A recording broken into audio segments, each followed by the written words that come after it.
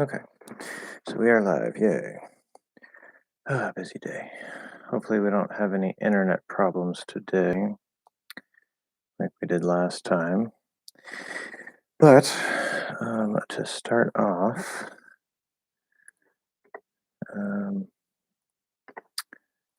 let's see, recent comments. So we're now at 1,200 subscribers, which is fantastic. Let's see. So I don't think I talked about that. The modals. I think maybe I did talk about that. I did a poll recently, a while ago. Well, I don't know. Hi, Gabriel.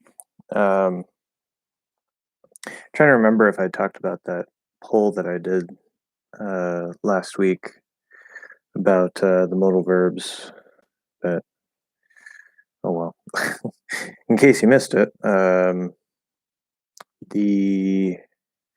was a question. I posted a video on the answer too, but the poll was which of the following are correct or is correct? I should to leave, I can to leave, I must to leave, or I want to leave. And there's a reason why I asked that question, a couple of reasons, but the answer, of course, the correct one is I want to leave. But why? Why want and to go together like that? That's part of the logic of to, which I'm working on. Very good. But just for anybody else who is watching or watches this later, the question is, why don't we use to with these other verbs, like should, can, and must? So these are modals, right, called modal verbs. And the reason they're called modal verbs, right, that seems like some weird grammar term. Like, what does that even mean? Okay, well, modal is mode, right? So different languages do this differently. In English, we have certain verbs, or I like to think of them as semi-verbs. They're not actually verbs in themselves. Because if I say I can, but there's no context, can doesn't mean anything. Can what? So if I say I go, this is just a statement. I go. Okay, nice. And it's in a tense, right? The present tense. Now, if I say I can go, this is changing the mode of the mode of go. So I'm not talking about going, I'm talking about the ability to go. So it's go as an ability. So it's a different mode, which is not a tense, but you can think of it like a different form of conjugation or changing the verb. Hello, Mario. Thank you for joining us. If anybody has any questions, of course, you can ask those questions. I'm just covering this point really quick to start. But in English, generally, hello, Big Athlete. I'm good. How are you? In English, generally, we only do one change to the verb. So that's why if I say like or to say he, right? So he wants, we have that S, but if I say he doesn't want, the doesn't has that third person S, and the want doesn't. So you can't say he doesn't wants because want has already been changed into the negative with doesn't. So we generally only have one change to the verb in English, and as soon as you change the verb, the to will disappear from the basic form. So if that change is a modal change instead of a tense or time change, we still drop to, right? But I want is not a modal verb. This is a different structure. I want to go. Have to is a very special case that I'll be talking about in the logic of the preposition to. Or I don't know, I prefer to go, right, whatever. This is another structure in English where the preposition to is acting as a bridge, and there's a reason why it's doing that. It's a historical reason. It's a shift that happened in Middle English. And again, I'll be talking about that more in the logic of preposition lesson. Which, an update on that, I've decided, because the preposition to lesson is so long, I've decided to break it into 3 parts. Part 1 is the first half of the main part of that chapter in the book. So it's groups 1 through 4, because there's 7 groups of meaning for to. Part 2 will have group 5, 6, and 7, which is a very big chunk. It's the most important part of to. And then part 3 will be the phrasal verbs and idioms, which the preposition to isn't actually used to create phrasal verbs directly. There might be a couple rare exceptions to that, but it's usually used as a link between the phrasal verb and the object. And you'll learn more about that later. But so I am about halfway done with part 1 of the logic of the preposition to, and I hope to finish that hopefully within the next week, if not the next 2 weeks, because I'm still also doing other videos as well. But I'm working on it 1 hour every day, and at least 1 hour every day. So it's coming. The athlete asks, when do we use ing after the preposition preparation? Yeah, preposition to. I don't have that really clear. So yes, I'll go ahead and answer this because this is actually a really easy one. This is also in the logic of preposition to lesson, and it's actually group 7. It's just a random little extra group that doesn't fit anywhere else. It's a very special case. Yeah, so let's actually talk about that because it's really, really easy. And once I explain this, you're going to be like, oh, that makes sense. Now, to fully understand it, you need to know why we use to in the infinitive, which is the dictionary form. Like you go to the dictionary, to go means blah, blah, blah, blah, blah. Okay. Again, there is a reason for that in English historically. So to fully understand this idea, you do have to have that, but the explanation I'm going to give you now will be clear enough and easy enough for you to understand what's going on. So if I say I'm close to the store. Okay, so let's start here. Okay, we're going to use close as the base here. So if I say I'm close to the store, now obviously this does not have a verb after to. So just hold on a second. This is our starting point. Now this means I'm near to the store. Physically, there's the store, there's me. I am in the area where the store is. Okay, so I'm close to the store. Now, if I say I'm close to, and then a verb, okay, we're going to have to use the ing, right? I'm close to, let's say, finishing the project. Finishing the project. Okay, so just like I'm close to the store, I'm physically, near to where the store is.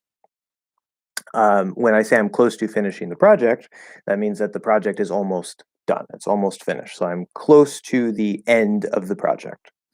Okay, so that should make sense, right? But why do we use ing? Okay, well, let's take a step back. We have a couple points. Is it like a destination? We're going to come back to that. We're going to come back to that. It's a very good guess because I've mentioned before that the logic of the preposition to is an endpoint. A destination is a specific type of endpoint. Okay, when you're thinking about to, you have to think of the general term endpoint because destination won't always work. That's just a certain type of endpoint. Like if I say I work 9 to 5, 5 is not a destination, right? It's an endpoint in time. So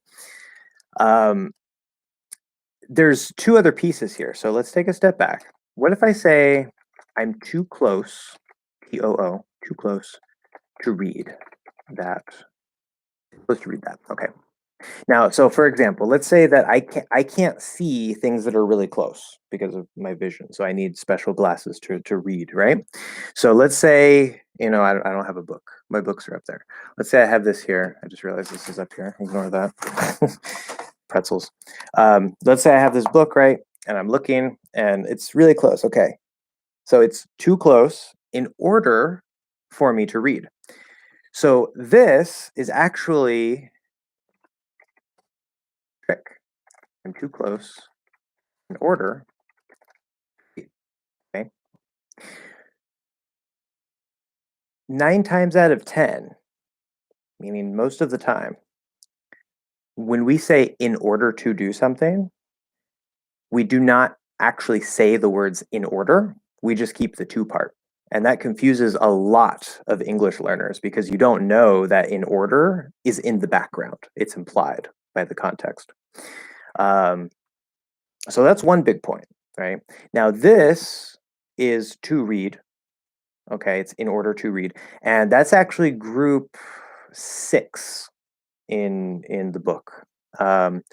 So group 7, to plus ing, and group 6, in order to do, will be in part 2 of the video series for the preposition to.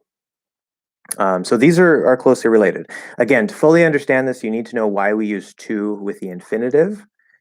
And I don't really want to go too much into that because it's a big, long thing that can be kind of confusing, and I'd rather lay it out step by step in that lesson. So don't worry too much about that. However, I will say for now that if I say I want to go,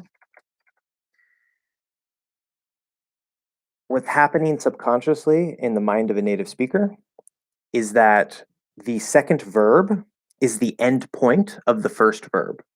So I have a desire, I want something, and that desire points to an action, and that action is go. Just like I want a car, my desire points to the noun, a car. But here it points to the action go, right? So that's the second verb is the end point of the first verb. Okay, in order to works, it's related to that, it's based on that, but there's an extra piece with the in order part of it. Accomplishing something, no, not really.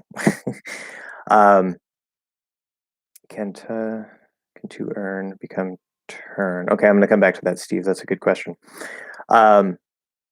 Okay, so we have I'm too close to read, meaning in order to read. So this is a normal to do something, right? Just like I want to do, or in the dictionary you find to go, to do, to see. But why do we use the ing in some cases? That's a good question. Hold on. Let me get my book out.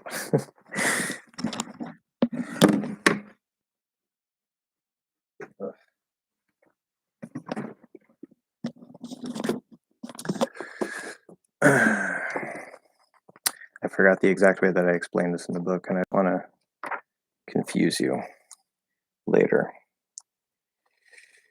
Up at 4 in 2. Okay. So I'm close to finishing the project. This is actually a sentence straight from the book. That's why I used it. Okay. So one thing to keep in mind, the verb itself, when you think of a verb in English, you're taught that the verb is to do, to go, to see, right? And that's the verb. And it's in the dictionary form, that's the basic form, but that's the verb. That's actually not quite accurate. And I talk about this with the logic of the preposition to. Again, you can learn more about that later, but the verb itself is just the word, right? Just like in Spanish, to see is ver, or to eat is comer, right? It's not to something, it's just one word, right? Now it has a certain form for the dictionary form, the basic form, but there's no extra to word, okay? So it's the same in English. The verb itself is the actual word, not the to part, okay?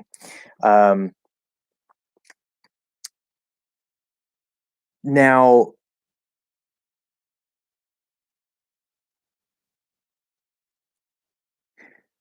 okay, the second part, we know that the rule in English is that if you use a preposition and then a verb, any preposition except for to, right? Of, around, on, in, okay, and then a verb. That verb has to be in the ing form. That's just part of the structure of English. So, I don't know. Uh, I can't think of any examples right now, of course. But let's see here. We're talking about going. Okay, so about going. We can't say we're talking about go. We have to make go into ing because the preposition about. Okay. Other languages are different. In Spanish, you don't do that. In English, you do. That's just the grammar of English. Okay. It's just what we do. Now,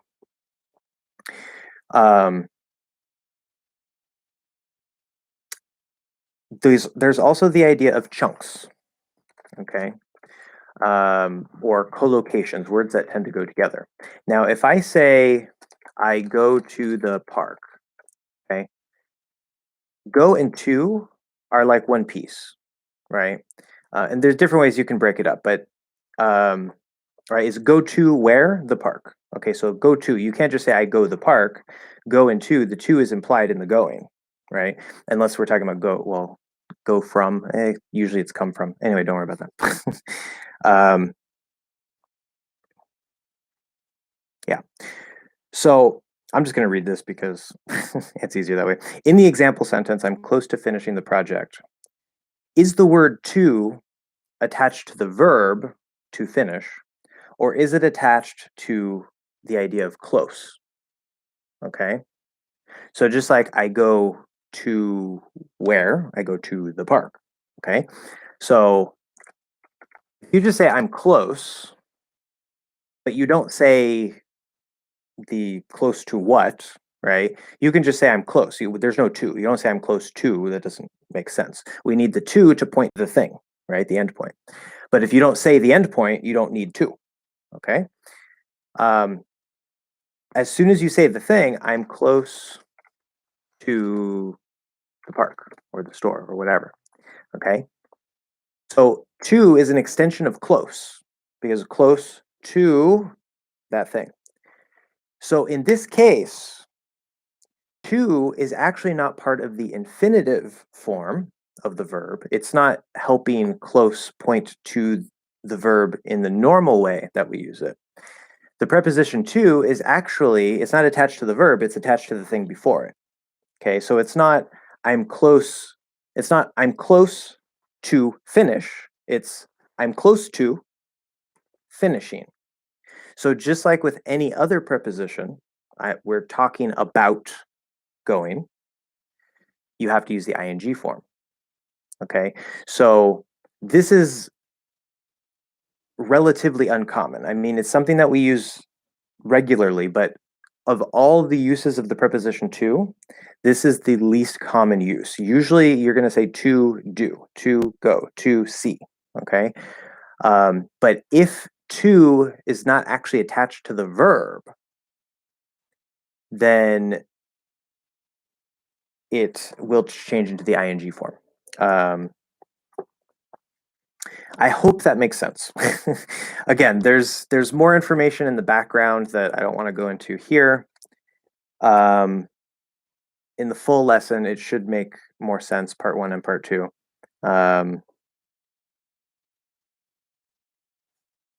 Yeah. I kind of tried to explain this backwards to the way I did it in the book. That's okay.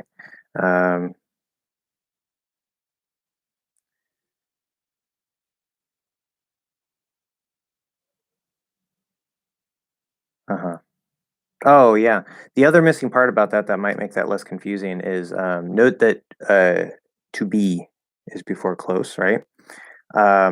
So if you say I'm close to the store, it means that your current location is near the location of the store, right? When you say I'm close to finishing the project, it works exactly the same way, except that now we're talking about time and a verb, okay? The time is implied. That's why the verb to be that is before the word close is so important. When I say this sentence, I'm saying it in the present moment now. There's only a short amount of time between now and the point in time when the project is finished. In other words, just like the preposition to can point to a specific hour, right? I work from 9 to 5. It can also point to the specific time or moment when an action is completed. Okay. So the preposition to in this case isn't pointing to the verb as the end point, right? Because that's to go. It's pointing to the moment in time, but we use the verb because something will happen at that moment in time. Okay. So we're really pointing to an endpoint in time when the action is done, right? That's why it seems weird, but that's all going on in the background. Yes, I see Curlin retracted a message. Unfortunately, that's okay. You can retract messages. So you say, oh, the concept of finishing is not attached to the preposition to. Exactly. Exactly. This idea of chunks is very important, but sometimes it can be tricky because it can be hard to find where the lines are, right? This is part of how I define a phrasal verb, because the way I define a phrasal verb is pretty specific compared to the way most people define a phrasal verb, because I think the general definition is not helpful. So if I say I like to go on rides, this is at the start of the book, the preposition book. If I say I like to go on rides, that's not a phrasal verb, right? It's just go on rides, okay? Because you get on a ride. It's just we use on with ride.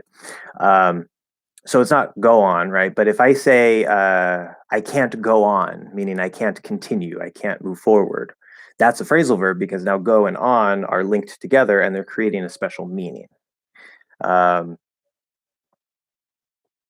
So yeah, the preposition has to be there.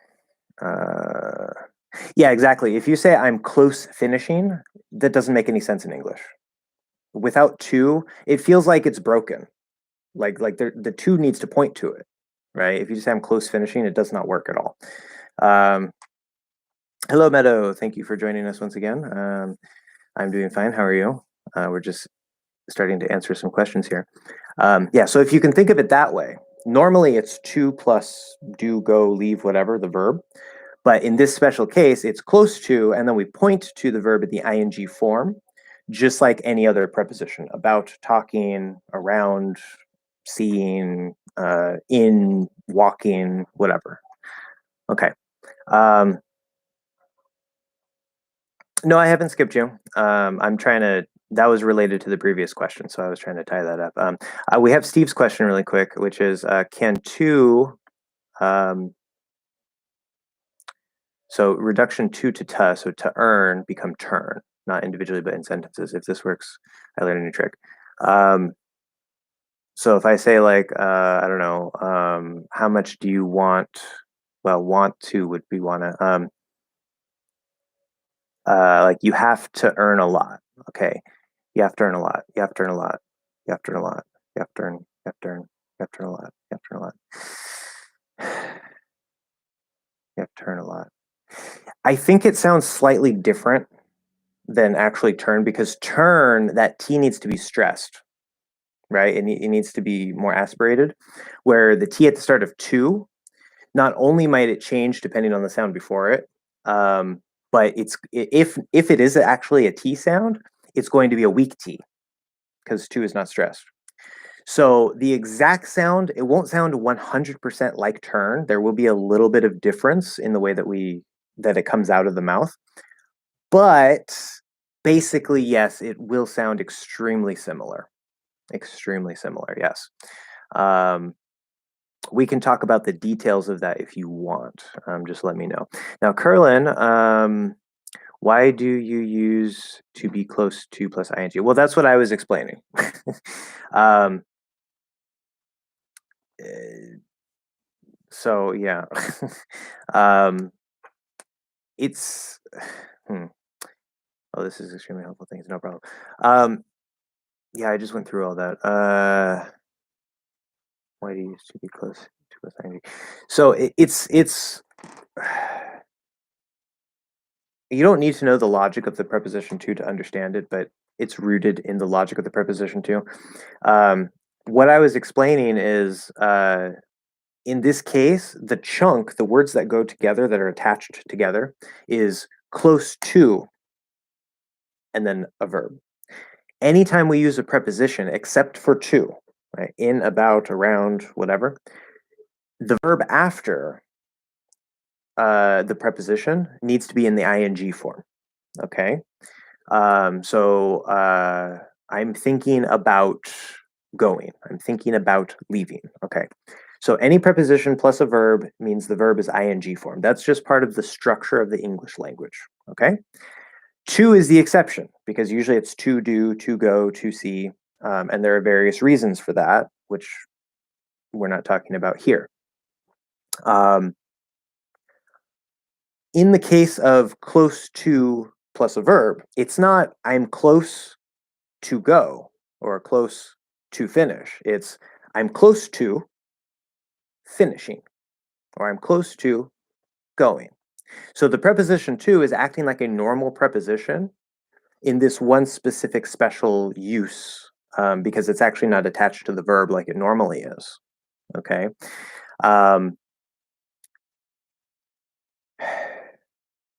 And as I was reading from my book, I was explaining from the logic. Normally the verb is the end point. I want to go. My desire, I want, points to the action go. Okay, I want to go. So normally the verb after to is the end point, and so we don't change it to ing. It's again, there are reasons for that. We'll talk about that another time. But with the to plus ing structure, that happens because one, to is not attached to the verb. It's attached to something before it. I'm close to finishing. And number two, because we're not pointing to the verb itself as the end point like we normally do. We're pointing to the point in time when the action finishes, or in this case, when the project finishes. So let's say if I put a specific time on it, it doesn't have to be, but if let's say I'm going to finish the project at 9 o'clock, okay, so I could look at my watch, say, oh, it's close to 9 o'clock right now, right? It's close to 9 o'clock. So if I use a verb in that structure, I'm close to finishing, and I will finish at 9 o'clock. Okay, so that's the idea. We're actually pointing to an endpoint in time, but it's when an action will happen. The specific time doesn't really matter, but it's about the endpoint in time. I hope that makes sense. If it doesn't, wait for the logic of the preposition to, especially lesson 2, but lesson 1 and 2, and it should make some more sense, but it's kind of a difficult point. From my perspective, it's not too difficult, but some learners don't like my explanation and find it confusing sometimes. But most of the time, it tends to help people. I know after a preposition we have to use ing form, but I'm a little confused the way you just used it. You mean like close to finishing? That's a very special structure. It's a very, very special structure. So another one, for example, oh, I don't want to go into that, but I'll give you the example. I'm used to speaking Spanish. Okay, to be used to doing. If you use used to in the past, there's no to be. It's I used to speak. That's a different structure. That's a past tense structure. This structure, which is to be used to plus ing, this works for the exact same reasons as I'm close to finishing. Okay, there aren't many structures in English that use this. Usually it's to do, not to doing.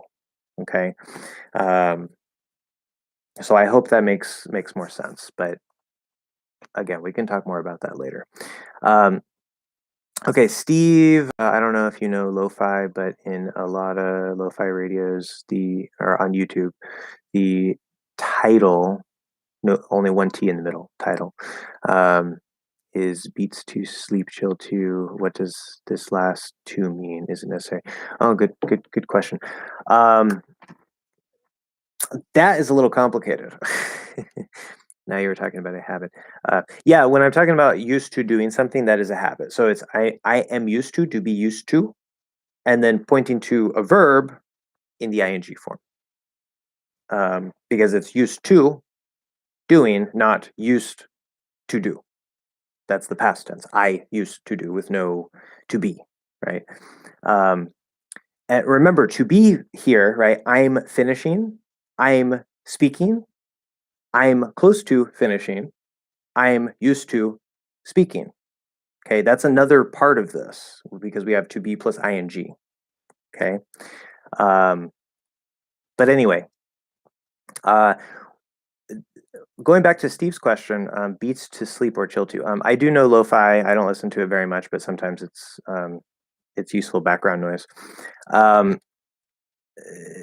He said beats to sleep or chill to. Okay. Sometimes there are times when we can use the preposition to at the end of a phrase or the end of a sentence, and there are various reasons for that. It depends on the context. For example, if I ask, "Hey, are you going to the party tonight?" and you say, "I want to, but I don't know if I can." Okay, so I want to go to the party. The go to the party part is implied. You don't have to say it. You can use to point to it. Okay, if you just say, "I want, but I don't have time," that is bad English. We actually need that to. Okay, and that's actually a really difficult point because sometimes we need to after want, even if there's nothing after to. And sometimes we don't need to after want, even if there's a verb. It's a really weird, stupid point. I actually think that's a point that I haven't pinpointed the reason for yet, but it does exist.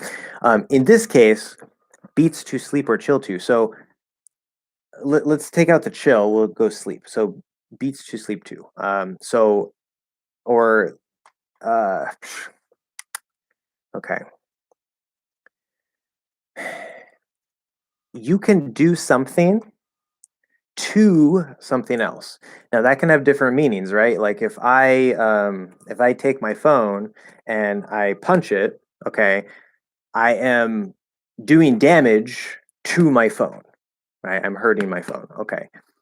That could be one meaning. Or like with music, you dance to music, right? Dance to music. So I like dancing to jazz, whatever. Okay.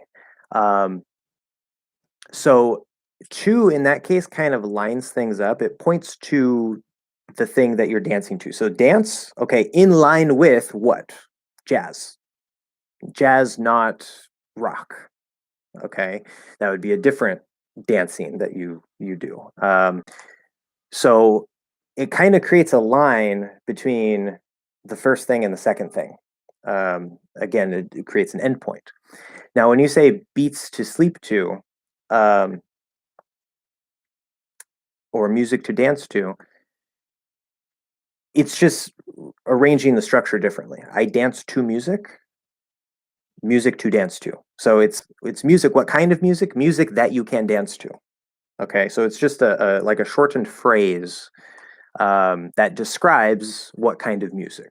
So it's music you can dance to, not music that you cry to, whatever. So there's a different endpoint. This sad music, you don't dance. The endpoint of sad music is different than the endpoint of music that is happy and fast and makes you want to dance. Okay. So he says, it's like I want to go. In a way, under the surface, yes, it's all very related. So okay, he says I got it. Good. Hopefully that's clear for everybody else as well.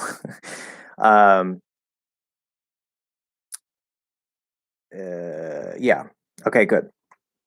See, the problem here is if I'm working directly with a student, I can try to explain it one way, and they might not quite get it, and I explain it a different way, and they get it.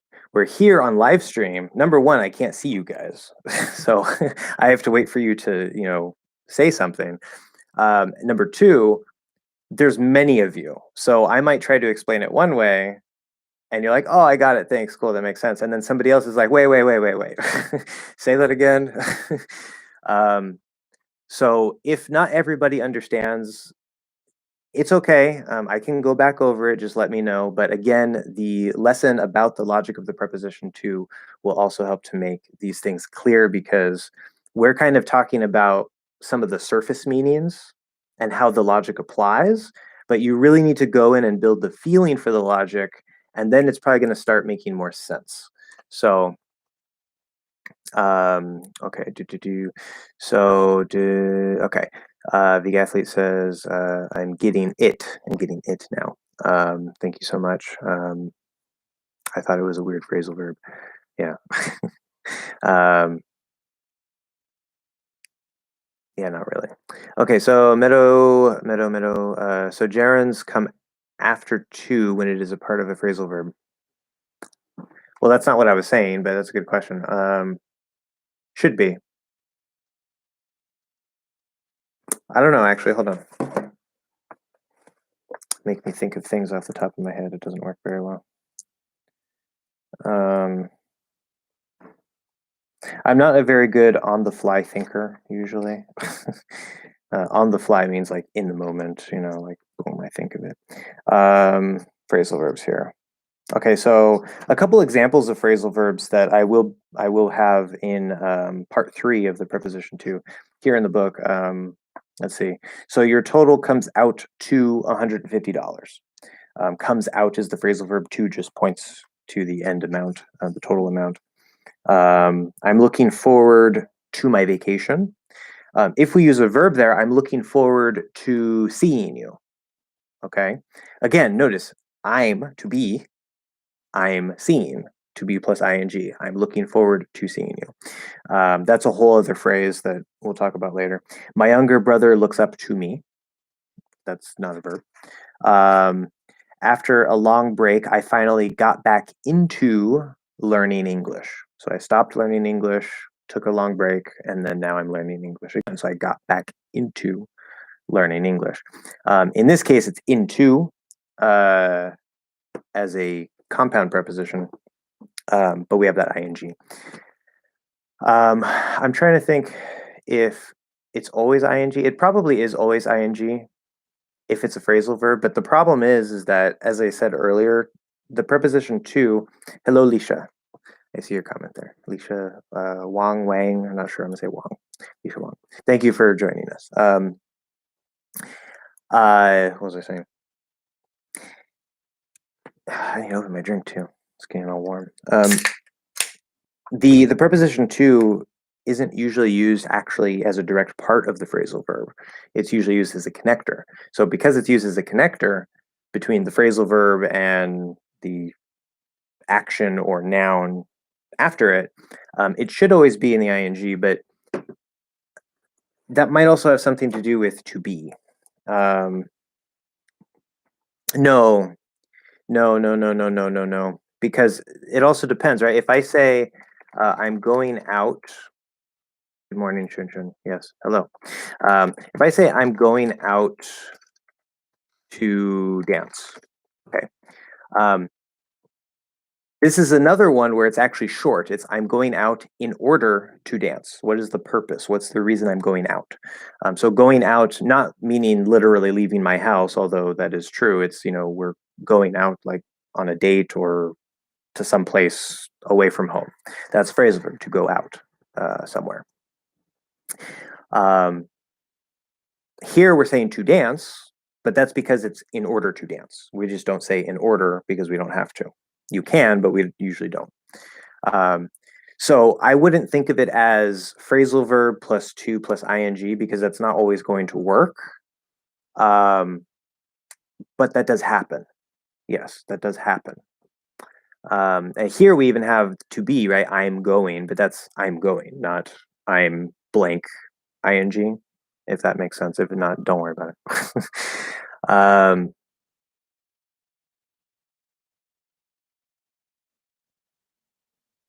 Okay. Gabriel, so close to is like the preposition near, which means it needs to be followed by ing. I think it's just confusing because it has to.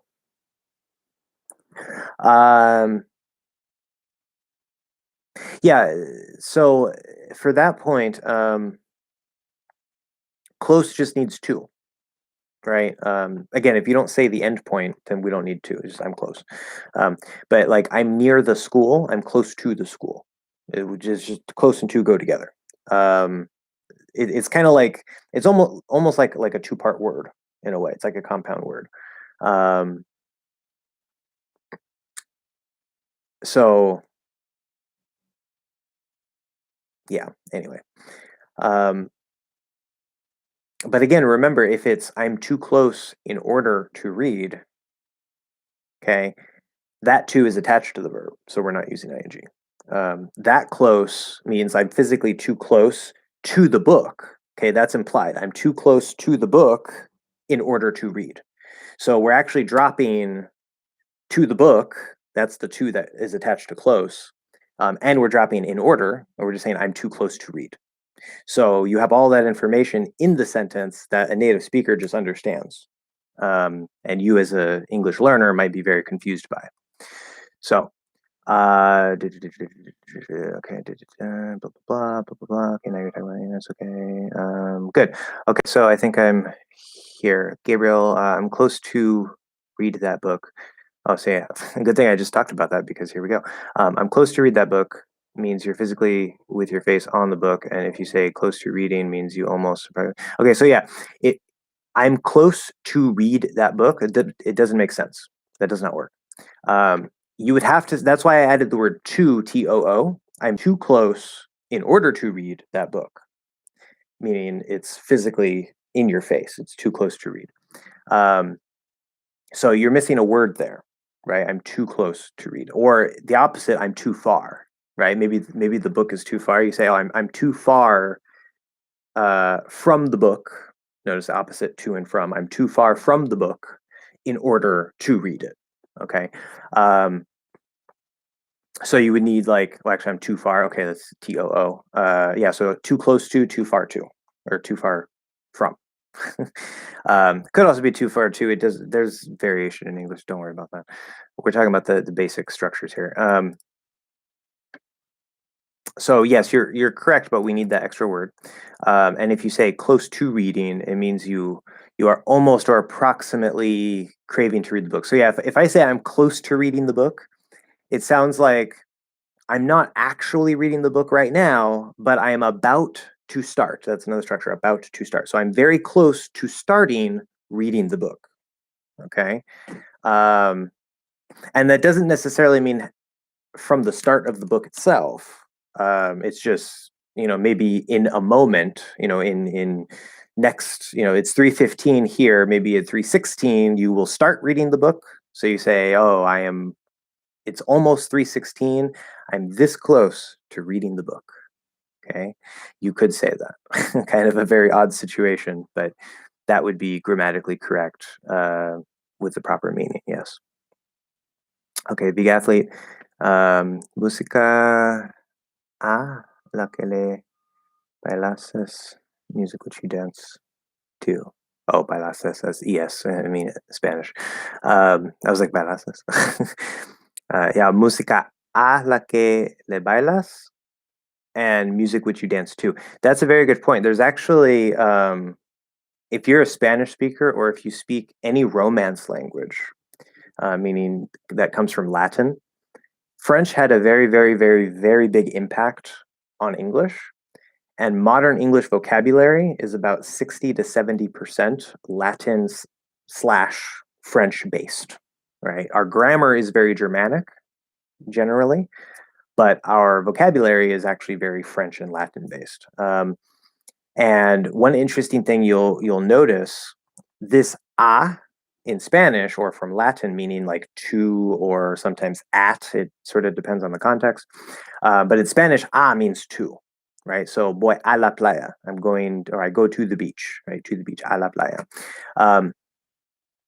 In English, there's a close relationship between the Spanish a or the Latin a and the English to.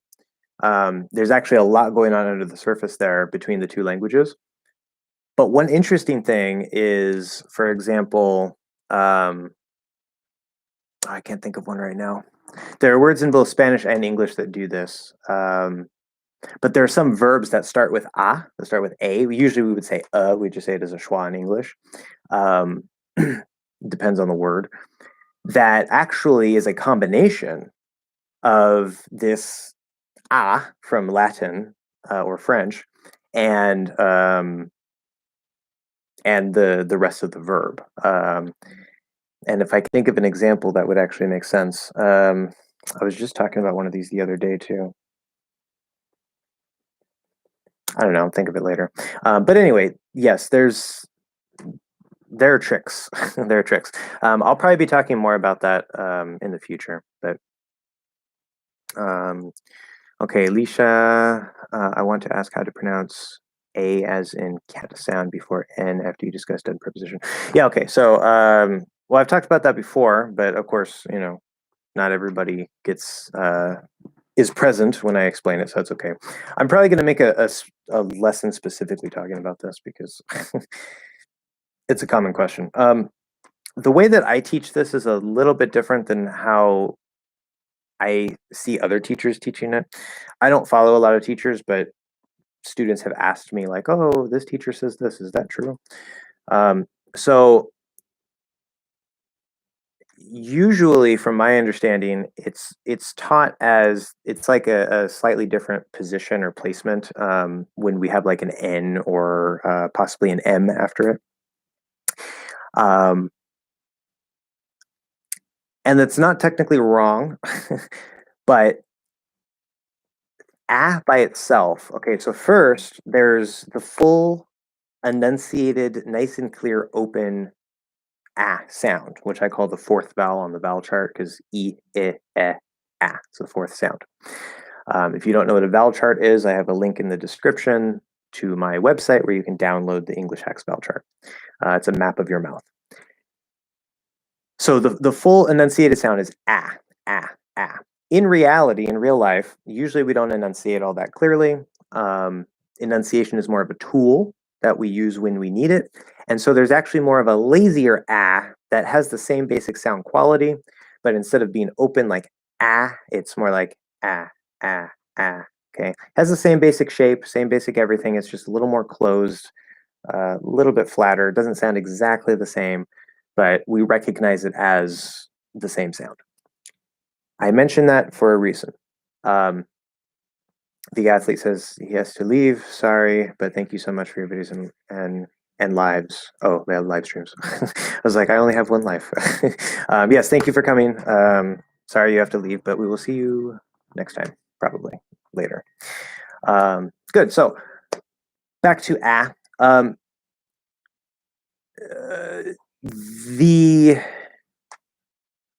When we say, for example, an, okay, or man, can, band, right? All these words. What's going to happen? The a as a cat. Well, the a is cat. A is as in cat. There we go. You tongue. The cat got my tongue on that one. Huh? See, that's a pun. Anyway. I think actually, I didn't talk about it in the main lesson. I mentioned it briefly in, I think, the extra practice for that sound. So, but basically what's happening here is there's something going on a little bit different with the mouth. It's the same basic sound, okay? It's still a. It's the same basic sound. But for whatever reason, I think it's because we're mentally preparing for the nasal sound of N, because we also do it kind of with M, but it's really more with N, or even in the way I speak, I don't usually use fourth vowel plus like thank, like thank you. I don't say that. I say thank you. It's a shift that makes it's easier to say that way. That's kind of a Western American thing, I think, but either way is fine. Um, but before a nasal, we're preparing for that nasal, and how it feels in my mouth if I say ah, or if I'm going to say ah plus n, like an, what I notice is that the front part of the mouth is mostly the same. There's not much difference there, but the back of the tongue is slightly different. And what you're hearing when you hear a little bit of a difference between like at and an is you're actually hearing that little bit of change with the rest of the tongue where the sound itself is in the same basic position, more or less. And so it creates a slightly different quality of the sound that is a little bit different. But the sound itself, the core sound itself, is the same. It's basically the same. It's just there's something else going on with the mouth that's interfering with the normal sound. Um, So at, and, and. The front part of the tongue feels like maybe it comes forward just a little bit more, but the back of my tongue, with the N, the back of my tongue feels kind of like ah, at, at, and. The back of my tongue it's a very small, subtle shift, but it kind of feels like maybe it comes up and flattens in the middle just a tiny bit, and so the front will come forward. So it's like from like say here to like here. I don't know. I can't do it with my hand. It's not possible. um, it's just a little bit of a change with the tongue. Uh, very, very, very, very little change. Same basic sound. I hope that makes sense. I hope that helps.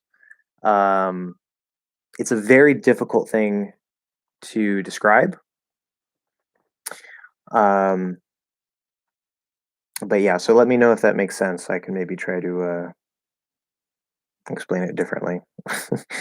Or go over some more examples. But Steve asks how to pronounce schwa before M and N. I think I know, not sure though. The same way I always pronounce the schwa. The schwa doesn't change. Now remember, when I talk about the schwa, I'm talking about the upside down E, lowercase e, and the upside down V, okay, in IPA symbols. And the upside down V, as I talked about in a special lesson recently, is just the fully clearly enunciated version of what we call the schwa, where the more lazy or less enunciated version is a common reduction sound that replaces other sounds. But the upside down V and the upside down E are the same sound. Just for people who haven't heard that before. If you want to learn more about that, you can look up the lesson. I think it's called The Truth about the schwa in American English, something like that.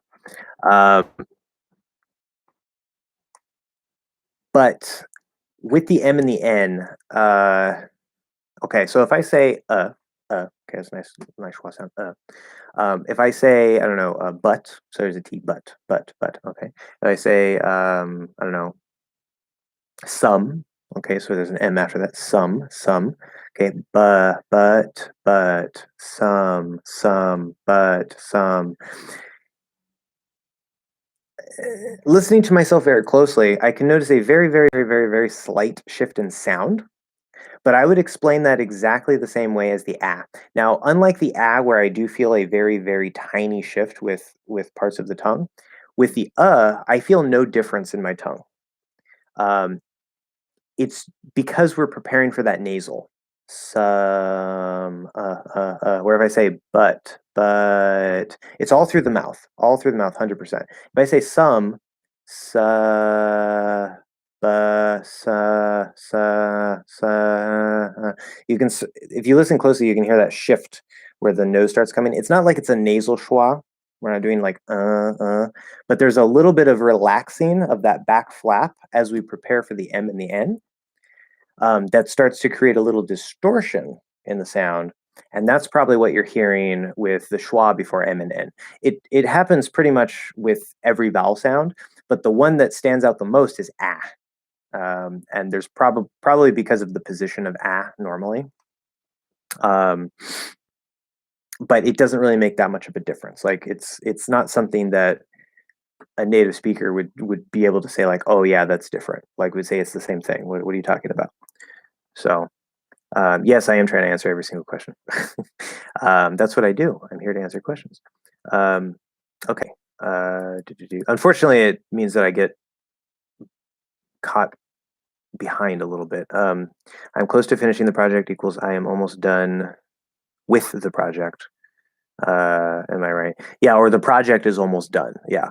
So that's exactly what that means. I'm close to finishing the project. The project is almost done, or I'm almost done with the project. Yeah.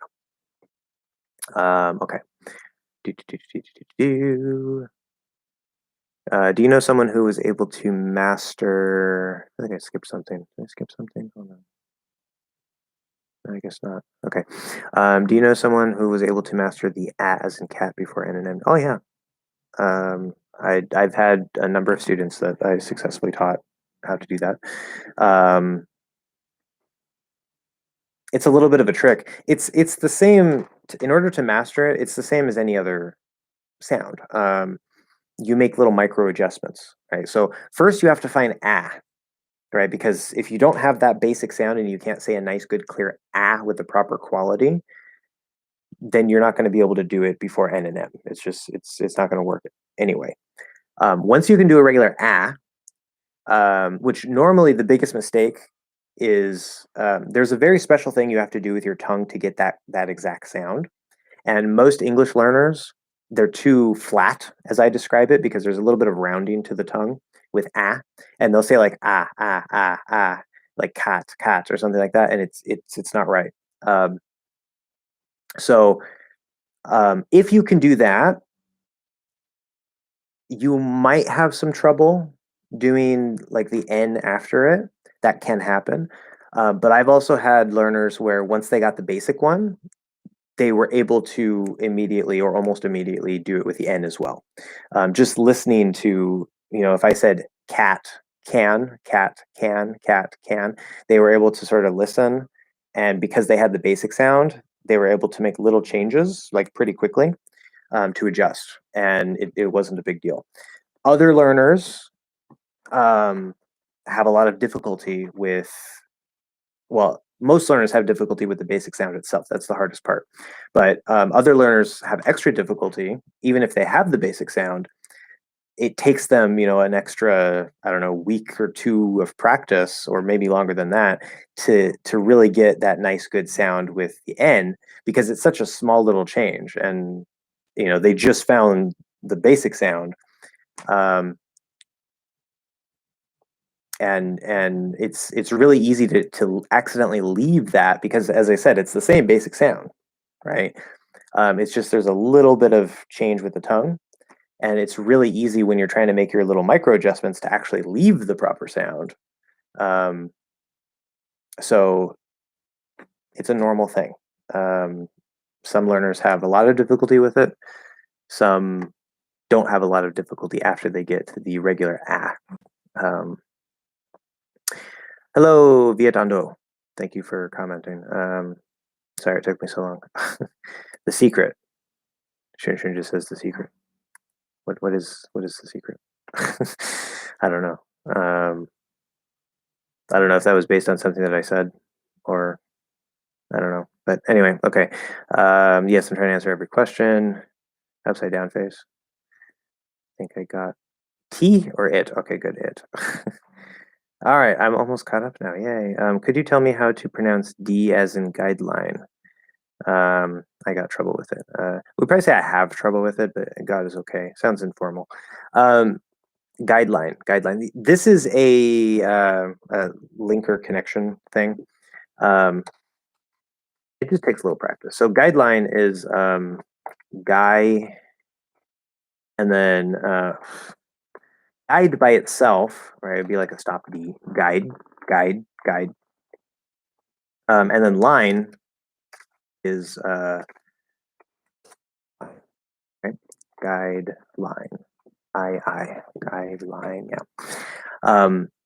So we have the same vowel in both parts, and that could make it harder. It depends. Some people find that harder, but usually it makes it easier. And when you're saying guideline, when we have a D, even if the D is normally stopped, because at the end of a word, the default is to stop it. You could push it out, but it's supposed to be stopped. When we have a D plus an L between two words, which this is a compound word, guide and line, or even inside a word, it depends. But the D, so here's your front teeth right here, top of your mouth. There's a little bump here. Okay, the T, D, and N go pretty much on that bump. Okay, we don't go on the teeth. We don't go flat. We go on the bump. It's not super up like this. It's kind of a little flat. You're using the tip of your tongue, as I described in my main lessons, like that. Duh, duh, duh. Okay, the L has a bit of variability. You could make it flat on the teeth. That's okay. It doesn't go like this. Some languages do the L like this, la, la, la, like in Spanish. English does not do that. It's too sharp. Okay, we want sort of a more relaxed L. So when we have D and L, they're already in very similar positions, right? D, l, d, l, d, l, d, l, d, l, d, l, d, l, d, l. Okay. Now it's going to be tricky with your tongue because you might be able to hear that. D, l, d, l, d, l. What I'm doing is I'm going into the D, and as I release the D, I'm not actually releasing the tip of my tongue. Okay, what I'm doing is I'm keeping the tip of my tongue there, and I'm actually moving the sides of my tongue. Duh, duh. You can't really see it, but duh, duh, la, la, duh, duh, duh. So I'm holding that position and I'm letting the sides, because when you do D, the tongue needs to create a seal at the top of your mouth. So if I push, air doesn't come through. But when we do the L, it's in almost the same position, but we need the air to move around the tongue, so it's not a seal.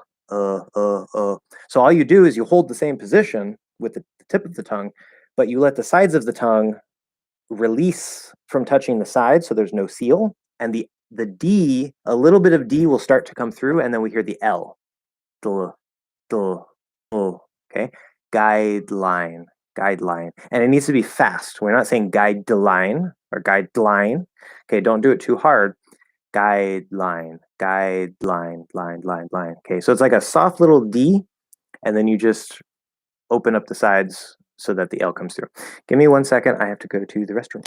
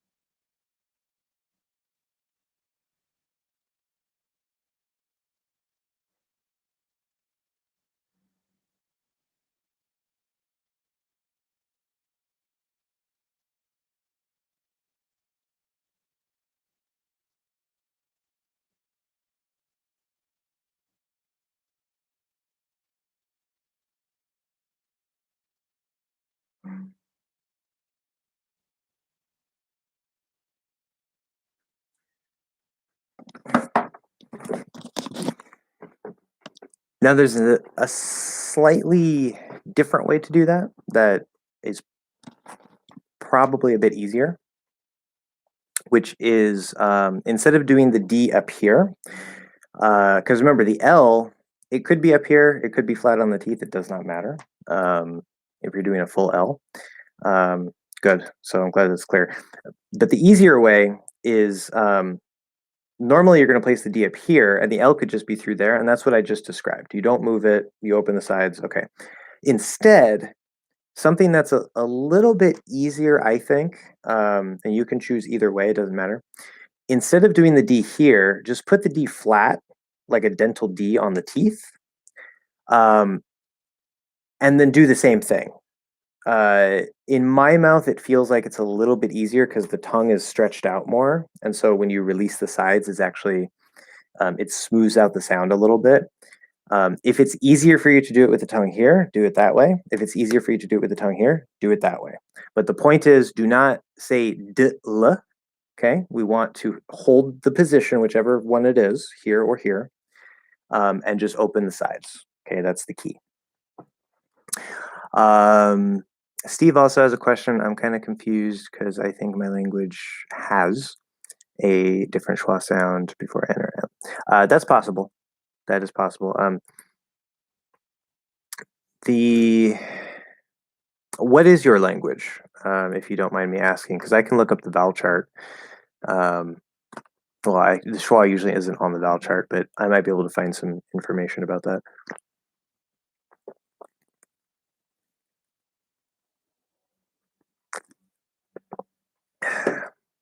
But that happens.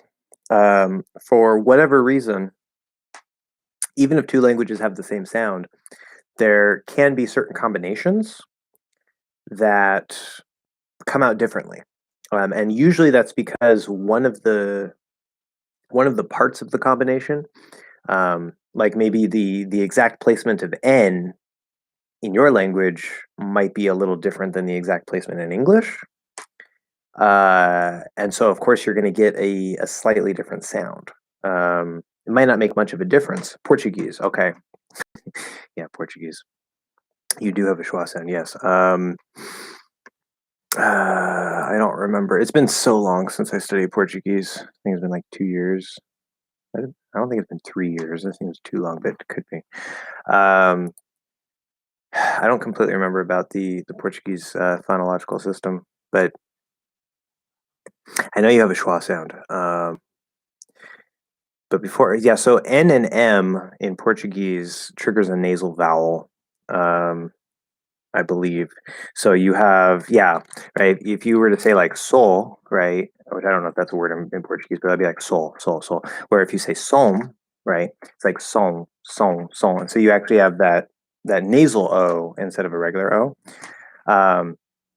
And that would be the difference. So if I'm going to assume that you have a schwa sound before N or M in Portuguese. I can't think of any examples for that because I'm not familiar enough with Portuguese, but that would be why. Because in English, we don't have nasal vowels officially. Okay, we don't have nasal vowels. We have nasal consonants, n, m, and but no nasal vowels. Now, there are a couple things here and there in real life speech where vowels can maybe get a little bit nasally, and that's like what I was talking about with because we're kind of preparing for the nasal, and there's maybe a little bit of shift in the tongue, um, or with some. Okay, I could, if I very, very clearly and crisply enunciate it, I'm not going to open that flap until my lips close into the M, right? Some, like but, some, okay? But in actual speech, we're not going to hold that flap closed until we get to the end of the word, right? There's going to be some transition. So the flap is going to start to open, and it's going to create a little bit of nasality in that vowel, right? But English speakers don't hear it. Okay, at least we don't consciously hear it, because we don't have nasal vowels. We don't make a difference between nasal and non-nasal. But in Portuguese, you do have that difference, right? And sol is going to be different than som. It could even create two completely different words, right? And because of that, if you have a schwa before it, or not a schwa, yeah, if you have a schwa before it, or if you have a schwa and then an M or an N after it, and then a schwa with no M or N after it, some other sound or nothing. So you say like, I don't know, sa, okay, sa, or son, son, son, okay? It's gonna make it sound different because you're going to move into a nasal schwa, right? You're actually opening that nose flap and saying it more through the nose than through the mouth. And so even though your tongue position might be the same, that's a feature of Portuguese and some other languages where you actually get sort of additional vowel sounds by making some nasal and some through the mouth. right? English does not make that distinction. We're not supposed to do vowels through the nose, but sometimes you will hear a little bit of the sound coming through the nose if there's an M or an N after it. So, or an after it, possibly. Okay, so Gabriel, what sound do you make when you say in the beginning of the word satire? An S? You mean the vowel or the consonant? Because that's the S is at the beginning. Satire. Satire, yeah. Did I miss anything? No. Okay. So I caught up. Yeah, I managed to catch up after only an hour. It's actually probably not good. Any more questions, guys? More questions? Um, that's okay though. We had some people who had to leave. That's okay. Not a bad life so far. That's good. But yeah, the if you're talking about the vowel, it would be the fourth vowel, satire. It's like sat, cat. Right. Yeah. So I don't know. Any other questions? I can talk about some other thing. Um, but if you guys have questions, that would make things a lot easier for me. I can talk about the most recent poll. Um, a couple days ago, I asked which is most important for upcoming content, excluding the logic of prepositions because I'm working on that on the side. And I put either more extra practice lessons, more minimal pair lessons, rhythm, stress, intonation lessons, linking rules lessons, or something that's not pronunciation related. And so far, 42% of you say rhythm, stress, intonation. 32% say linking rules. So I think you guys are ready for the next parts of the course. I think you're waiting for that. I do still have to do the last two consonant sounds, the ch, j, which is a pair, and the y, the y sound, for basic sound lessons. Um, there are some other videos in the future that I'm going to be making related to basic sounds, but that will finish all the core main lessons for the course. Hello, Sedent. Late again, but only by an hour. We started an hour ago this time. Glad you can make it. But I have been thinking about, okay, once I finish the basic sounds, what's going to be next? Because the way I do this live with each individual student, we always start with the basic vowel sounds because that's the biggest, most problematic part of like all pronunciation.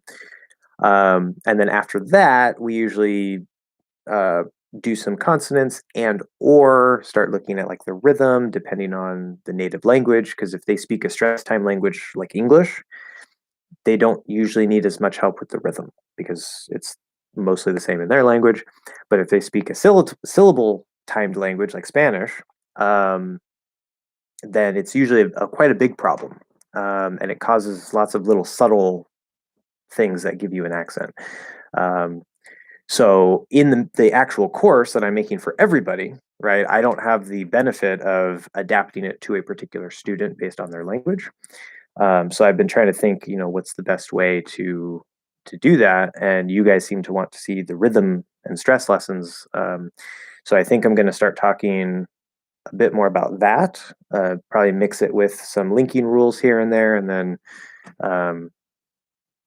yeah, but we'll see. We'll see how it goes. But I'm definitely going to start moving in the direction of rhythm, stress, and also linking rules. Okay, the conclusion is that do you think that if I pronounce this, I notice that you're writing pronounce now instead of pronounce. I'm pretty sure before it was you who kept writing pronounce. So very good. I'm glad that, maybe it was just a typo, but I corrected that and very nice. The conclusion is that do you think that if I pronounce this different schwa or not, it won't make any difference? That's a good question. I will tell you, like, say if it's O, okay, if you do a nasal O in English, we're going to hear an accent. And I know this not just from theory, but because I've actually had a few Portuguese speaking students, all from Brazil. And one of the even just like an English speaker listening to a Brazilian speaker, even if we don't really know anything about Portuguese, like just the average native English speaker listening to the average native Portuguese speaker, we can usually tell that you're Brazilian or that you're Portuguese, that you're a Portuguese speaker specifically, because of your accent. Like it has a certain sound to it, especially Brazilian Portuguese, because there's a very musical element to it, and you bring that to English. And one of the key parts that gives you that Portuguese accent is the nasal vowels. And I've had to work with a couple students to try to help them erase their nasal vowels in English. And it's something that takes time because they keep forgetting, right? It's just so natural to do the nasal before N or M or whatever for the nasal consonants. And you have to sort of retrain yourself to sort of catch yourself and make sure it's not nasal. For the schwa sound is supposed to be, a nice short little sound, if it's actually the reduced schwa. But either way, that sound, if you make that nasal, oh, what I think is that the average speaker won't know why. Like, let's say if that was the only nasal sound you used, right? Like you separated out your O's and you never have a nasal O in English. Okay, whatever. It's just the schwa. I think we would still pick up on a little bit of an accent. It would probably be understandable. I don't think we'll have any issues with it, but you won't sound completely natural. But that's my guess. I don't know. For this specific point, I can't tell you 100%, but I'm pretty sure that we would notice it. Yeah. It might be subtle. We might not know what it is exactly, but we would probably hear it.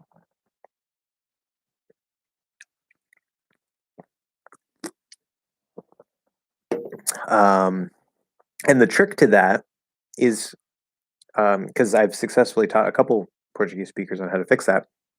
The trick is to get really conscious control of that back flap, right? That opens for the nasal, because some people, some people speak more nasally than others, like even English speakers, like, if they talk like this, they have a very nasal voice because they're talking more through their nose. And that's okay. That's just how they speak. There's nothing wrong with that. That's not language specific, right? It's just how that person speaks. But if you're not a nasally speaker and you're learning English, then you want to only use nasal, for the consonants. But of course, as I said, in the dynamic flow of speech, as we're transitioning to M or N or whatever, we might get a little bit of nasality because we're starting to open that back flap. But to make a clear transition, to erase the nasal vowels from your English speech, you want to practice, because in Portuguese, if you see SOM, there is no regular O. There's only the nasal O, right? Because the M triggers the nasal O. So you have to get conscious control, and you have to, instead of saying som, som, som, som, you have to practice saying som, som, som, and keeping that flap closed. Okay. And it's going to be really weird and really difficult at first because it's not something that you can move like your jaw or your tongue. It's a little bit different. But there are different things that you can do to kind of try to become consciously aware of that and make sure that you keep it closed to keep the sound going through more through the mouth than through the nose. And you just have to reinforce that. First, you need the conscious ability to say like som instead of som, for example. And once you get used to being able to do that consciously and it sounds good, then you have to, it goes into shadowing and all that, like all the sounds and all the things go into shadowing to help filter it into your speech over time. Shadowing is like the little, it's like the train, right? It's like you have the sounds are the passengers. You have to put it in the train for it to reach your speech, kind of. um, but it all starts with the conscious acquiring of, how do you make this sound? How do you make that sound? Blah blah blah blah blah. So, yeah, it is hard, but you can definitely get it. Okay, I've had several students who got that. And after you get it, keep practicing it, because I had one student who, like, he got it. He was doing really, really well. I didn't see him for like 3 months. He like disappeared, and then he came back, and he had almost completely lost his non-nasal version. He was almost right back to where he was, and we had to retrain it. Now, that doesn't mean you have to always practice it for the rest of your life. It just means that this is something that is so deeply ingrained in your brain as a Portuguese speaker that you have to give extra reinforcement to it in order for it to really, really stick long term. Okay, so once you get it, keep practicing it every single day for at least a month or two. Okay, and that should really solidify it in your brain when you're speaking English. But also make sure you do your shadowing and all this stuff so it gets into your speech. It's going to take a little bit of time, but just keep practicing it even after you get it. Okay, do you see much difference between the accent of someone from Mexico and Brazil? And Steve says, I don't think so. Yes, very, very much, because someone from Brazil, I mean, I'm sure there might be pockets here and there of people who, speak Spanish instead of Portuguese, but Brazil is a Portuguese speaking country and Mexico is a Spanish speaking country. And this is always interesting. The Brazilians that I've talked to, it's always an interesting perspective from the Brazilian side compared to the Spanish side, because the Spanish side, right? If a Spanish speaker listens to a Portuguese speaker, they have no idea what you're saying.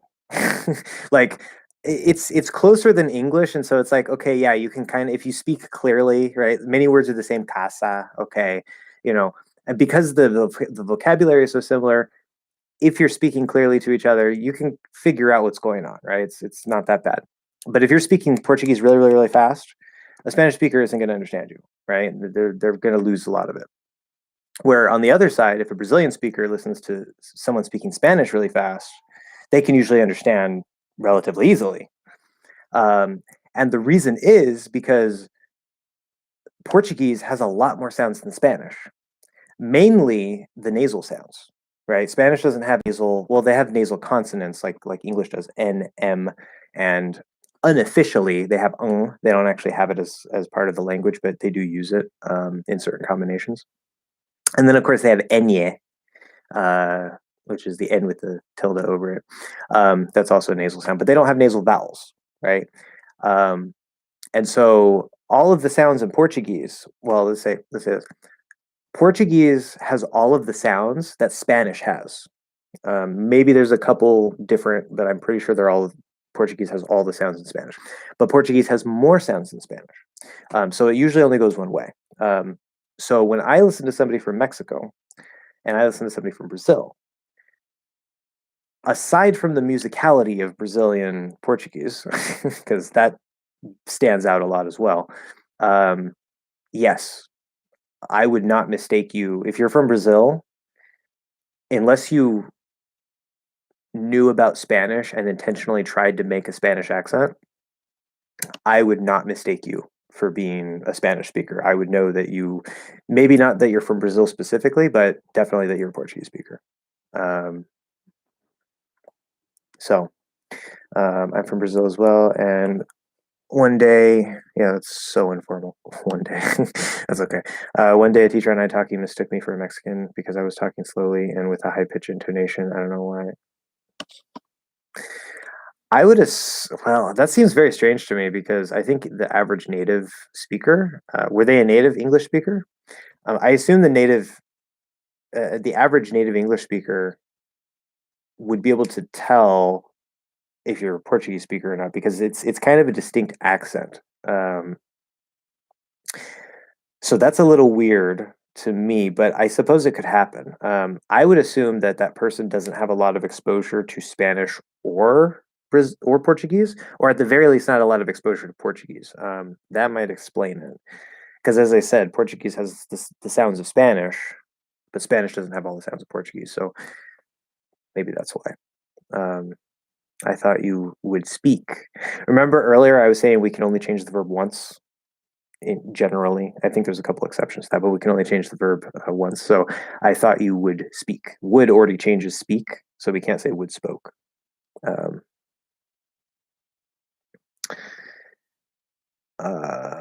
Not Portuguese. I even noticed I was sounding Mexican. I don't know. It's weird. It's a weird one. I mean, I would probably have to hear you speak, and who knows? Maybe you do sound Mexican for some reason. I don't know. Could be maybe the part of Brazil you're from. I don't know. Like, I don't. I know Brazil is a really big place, and there's different uh, accents and stuff, especially between north and south. So I don't know. I don't know. That's weird though. That is very weird because I knew somebody who was from Brazil, living in the United States. She was working on getting her citizenship, but she was from Brazil, native Spanish speaker or Portuguese speaker.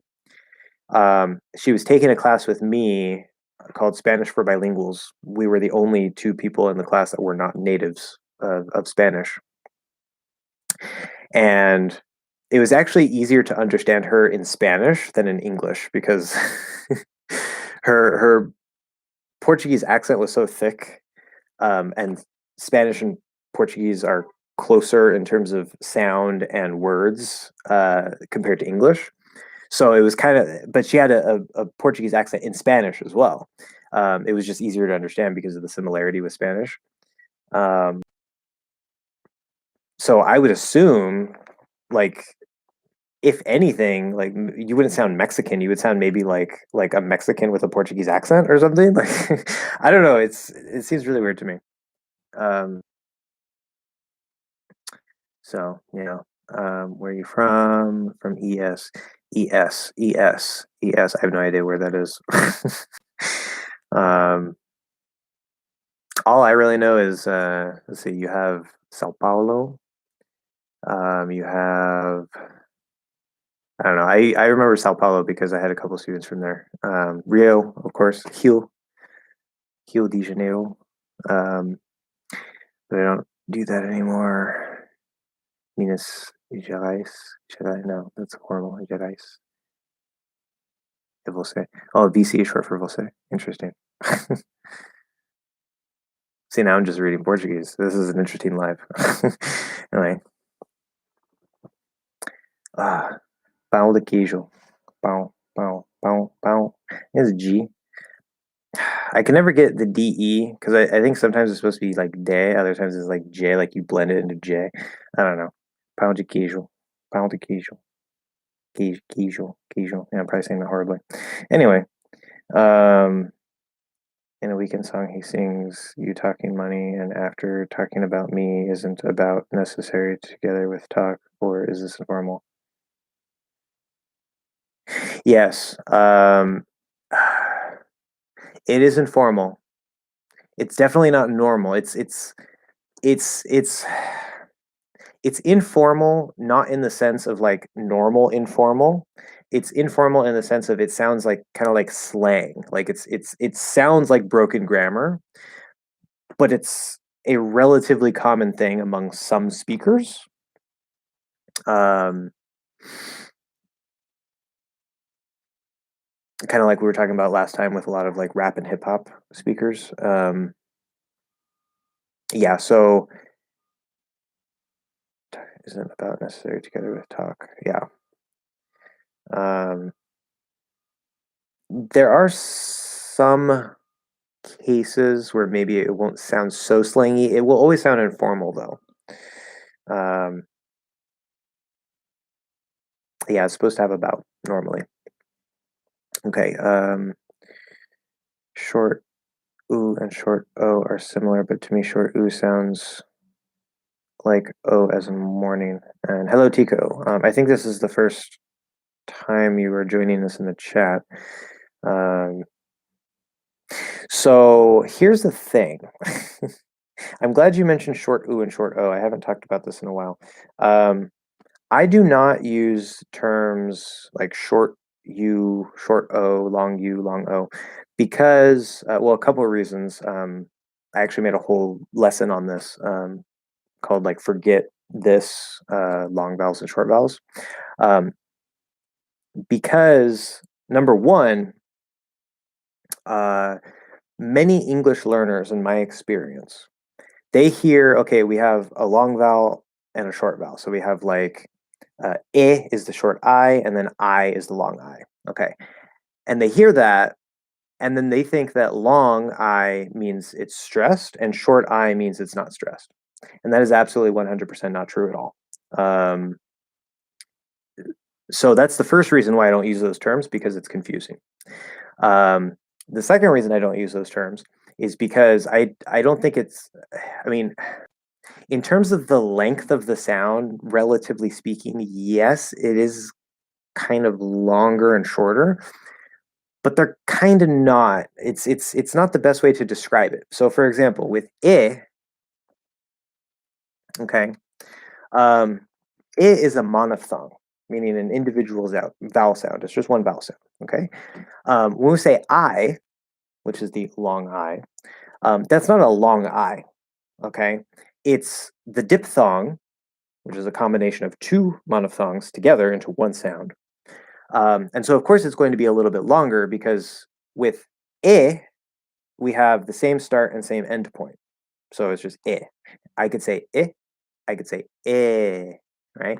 Doesn't matter. It's the same sound. There's no movement. I just make it longer or shorter depending on what I need. Okay. If it's not stressed like it's going to be really small. It.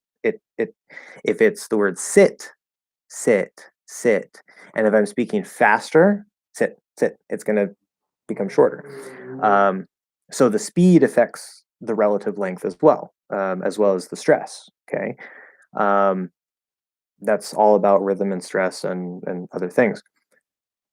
But I is technically longer only because we have a different start point and end point. However, I can be not stressed. I can be stressed. It depends on the word, and how we're speaking. So I know that's not your exact question, but I always like to make that very clear because I really, really, really hate the terms short and long when talking about vowels, because I think that it's a horrible, horrible concept. Although technically linguistically accurate, I'm not saying it's wrong. In English, with how English works in terms of its rhythm and stress, I think that it, at best, it's giving you a way to think about it that isn't very helpful. And at worst, it's going to cause massive confusion.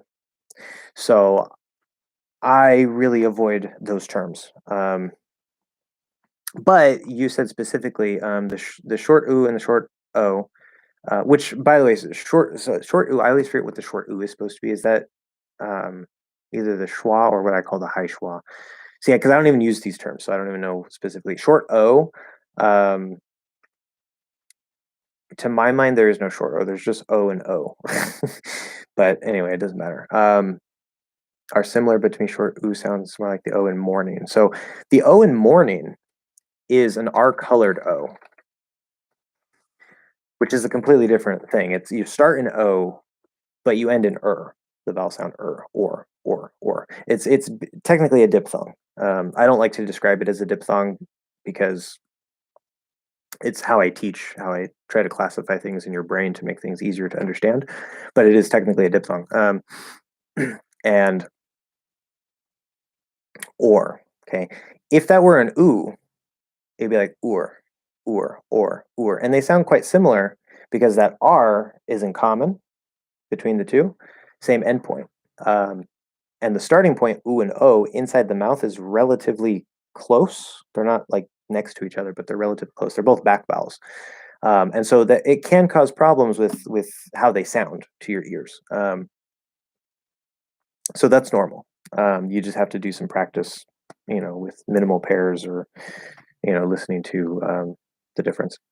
But Gabriel, do you think I would sound dumb or uneducated if I use the abbreviations bout, another, lil, issa? I don't think issa is a okay. Okay, talk about this.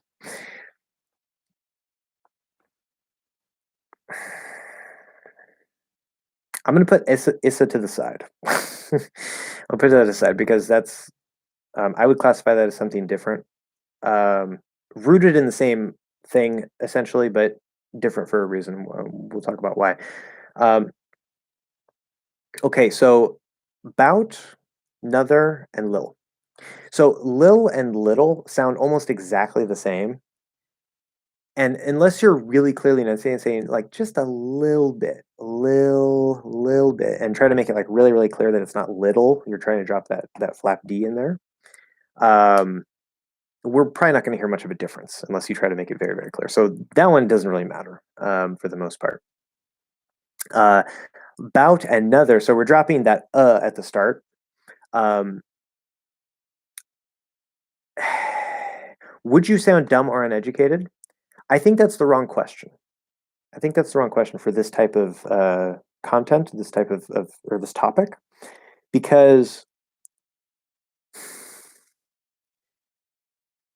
the way that English works, how do I want to describe this? Yeah, this is this is such a big thing. There's so many points I would have to touch on. I can't think of a short, easy, simple way to describe this. Okay, I wouldn't say that you would sound dumb or uneducated, but you would potentially sound very informal. Yes.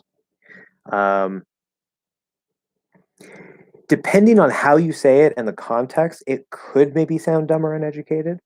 And I'm thinking like a Southern accent. Again, it's stereotypical. It's not fair. Sorry, Southerners. I love your accent, but in American English, we stereotypically think of a Southern accent as like the dumb, uneducated accent, and it's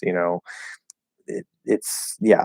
So if you say like, see, we're very likely to drop the in about if we're trying to speak with that accent. Like in a mocking way, not in like I'm really trying to speak with a Southern accent, but like I'm trying to use the stereotypical stupid accent. Like, what you talking about? What you talking about? Something like that. That sounds kind of uneducated. Yeah. Stereotypically, I'm not saying it is. I'm just saying that's a stereotypical thing. But if you say, that's not what I was talking about. That's not what I was talking about. That doesn't sound uneducated. That just sounds informal. So it will sound informal for sure. That's the one point to remember. I wouldn't worry too much about sounding dumb or uneducated with these type of things.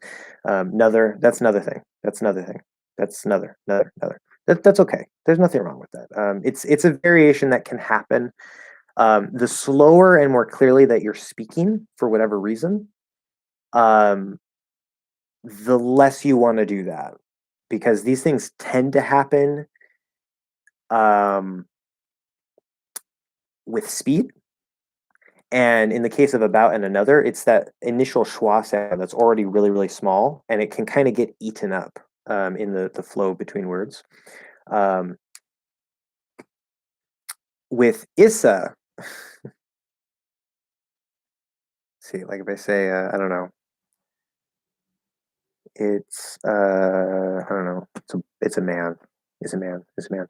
That I would classify differently because bout, another, and lil, these are sort of like relatively common standard in informally standard things that might happen. Where issa, that is a common thing, but it's not something that we consciously categorize.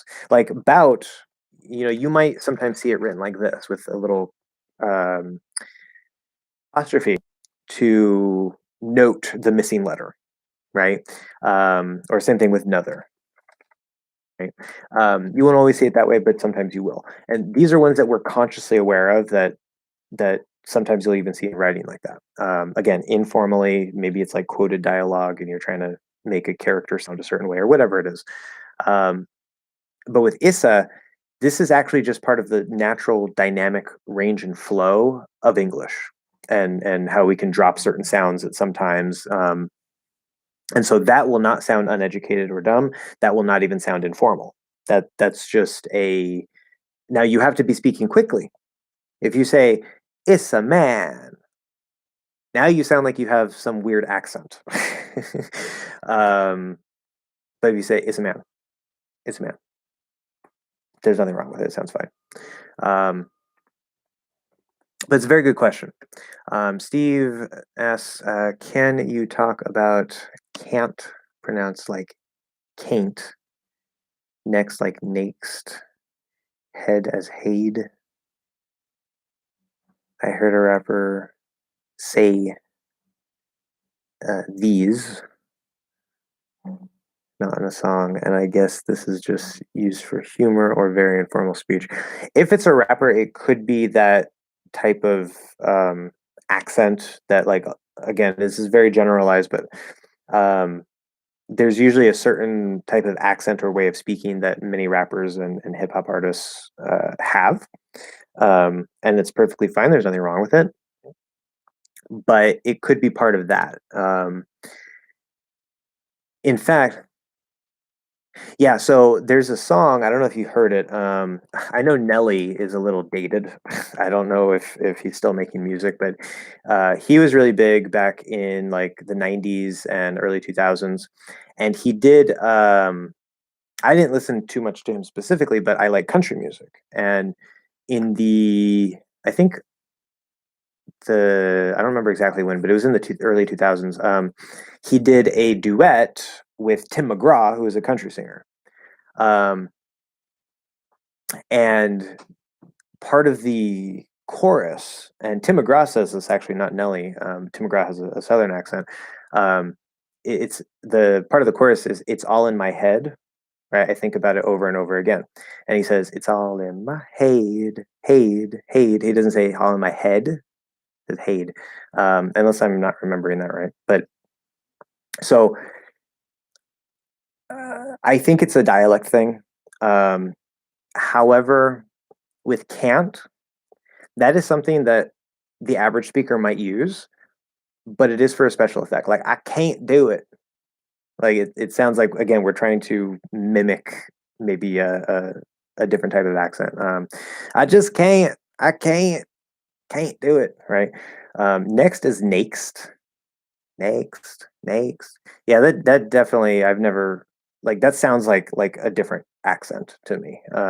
That's not something normal that I've ever heard in the way that I speak, or you know speakers around me speak. And head is Haid again. Aside from that song, that's very strange to me. Um, so it's probably just part of how that rapper speaks. I don't think it's necessary. I don't think it's for humor in the way that he's speaking. It might be more informal, but it's probably just part of his accent. That's what I would say. If you could tell me this person's name, or maybe give me like a clip or something, I can tell you for sure if it's for humor, if it's more informal, or if it's just how he speaks. But that's we don't usually go changing. Okay, some sounds change informally. That can happen, but changing sounds to sound more informal within the same accent, not like we're mimicking like a stupid Southern accent, um, but like as a normal thing. We don't usually make intentional shifts to a lot of sounds like that just to make it sound more informal. There are changes that can happen because it's more informal, but that's not usually something that happens in English, like with what you're describing here. So I would definitely say that's probably part of his accent. Okay, good. And I'll find. That's a very common mistake. I'll find. Found is the past tense. Found is also a verb in the present tense that means something else, something completely different. But find, found. So I'll find. Okay. Sedent, by the way, Josh. A lot of teachers teach O vowel to be in, wait, the front. O?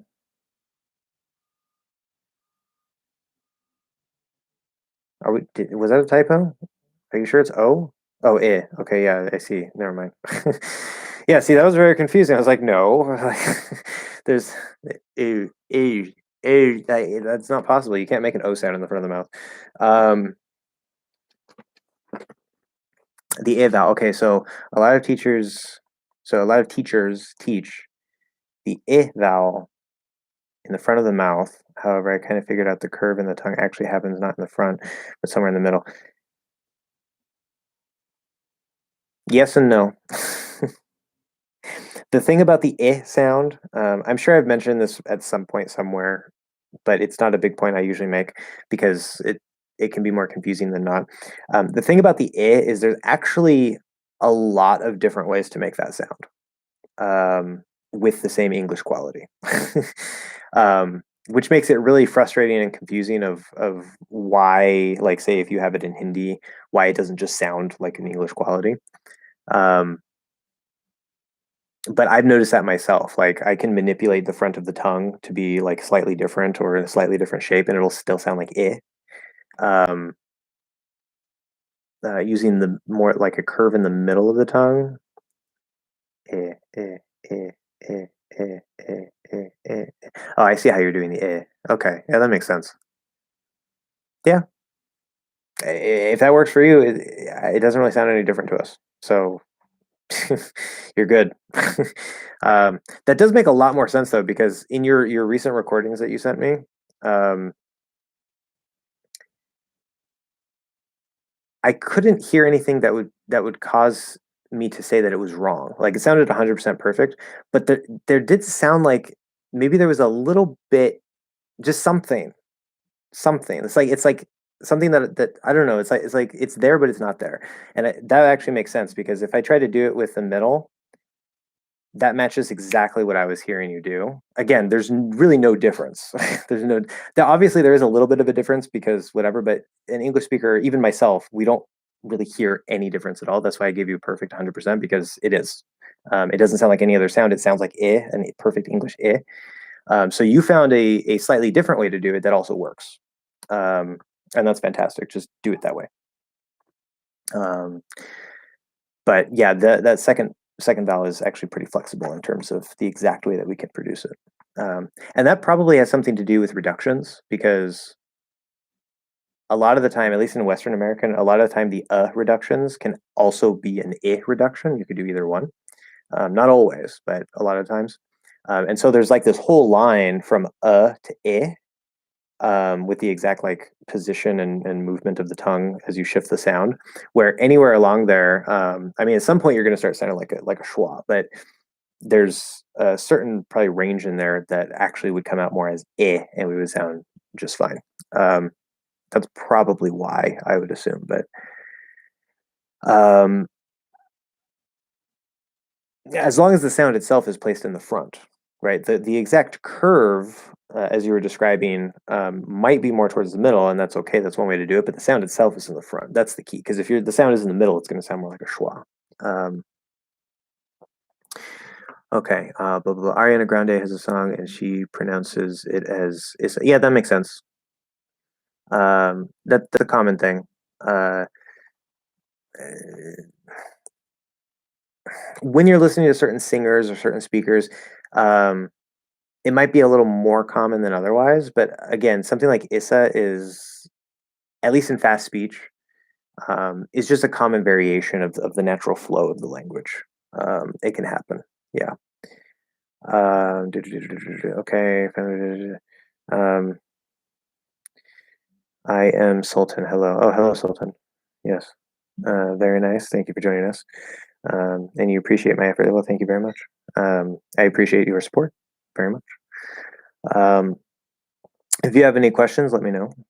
But see, didn't yes, I mean, if we switch it from E to E, even in the chart, it looks like it's slightly back from E away from E. Wait, what? So confused. I think you're mixing IPA symbols with the way I write it, and so it's kind of like throwing me off. I'm gonna try to read. um, Yeah, you mean the chart? It looks like it's slightly back. Yeah, yeah, I know what you're talking about. So anyway, yeah, you should be very familiar with the chart at this point, with how much you've struggled to find this out. Which, by the way, people, if people don't know, Cedent managed to, as I technically already mentioned, Cedent managed to find the perfect sound after much trial and error, much playing with the sound for quite a while. He managed to nail it, pinpoint it. Okay, it's possible. It's all you do. You keep making. He even told me at one point he was going to give up. I said, "Don't give up," and he found it. And sometimes it takes a while, but if you keep making little changes, you keep training your tongue, training your mouth, keep practicing, you can get it. It might take a long time, but you can get it. Okay, I could almost guarantee that almost any person, everybody's a little bit different, so but the average person for sure um, will definitely be able to fully master um, what they want if they put in enough effort. The only question is, are you willing to put in the amount of effort required for you to master those particular details that you're struggling with? And you don't necessarily have to, right? That's a choice you could make. But if you want it, it is worth it, I think. So the video, Making the Stallion, goes undercover on YouTube, Twitter, and Instagram, GQ, timestamp 547. Probably she pronounces Nix because of kind of humor. Okay, let's see. So Making the Stallion, I'm just going to copy and paste that.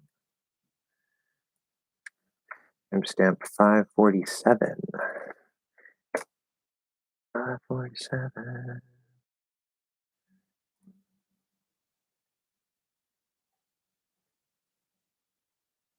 This is going to affect my watch history.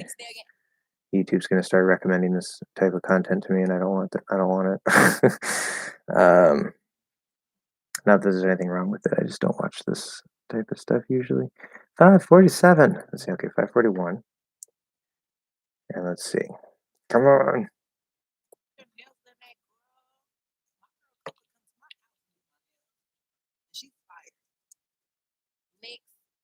Nakes. Yeah. I know she also said instead of nails, she said that it's the same basic a, but she said like nails, nail. It was a little bit different. Yeah, she said nakes. Let's see. Nakes. Yeah, so she's actually it sounds to me, at least in that particular instance, she's not actually saying a. It's not the diphthong a. She, instead of using like we're supposed to in next, she's actually using the start of the diphthong a. But she's not completing the diphthong, and so it sounds kind of like it's a, at least in that particular case. Again, maybe it's just the way she said it in that case, but so she's sort of shifting it, and that particular moment could be for humor, in a way, or effect. Like if I were doing something like that, okay, and I say, okay, next, I might say next, I might manipulate it in a little bit of a way. That can happen for a certain effect, but in that particular case, I'm not sure. It could just be the way that she speaks, because she does have a bit of that type of accent. So it might be normal for how she speaks.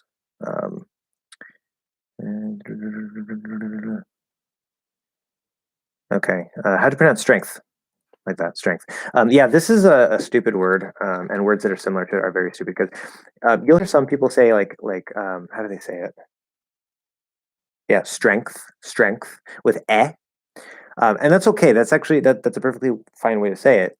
But other speakers, including myself, don't say eh. We change it to a. So it's actually funny you asked this because Steve was asking about like next, head. Well, can't is ah. That's fourth vowel, but this is actually a word where many speakers, instead of saying the third vowel eh, we're gonna say a, strength, and the G there, strength.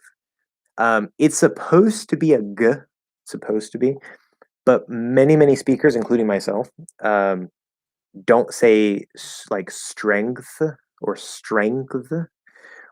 It might come out that way, but we usually change the g into more of a k, like a soft K sound, and we'll say strength, and it's just easier to say that way. Notice the N is not n. Okay, it's not strength. Maybe there's some people who say that. I don't know. That seems weird to me. But I'm going to the back, doing the back N, like the NG.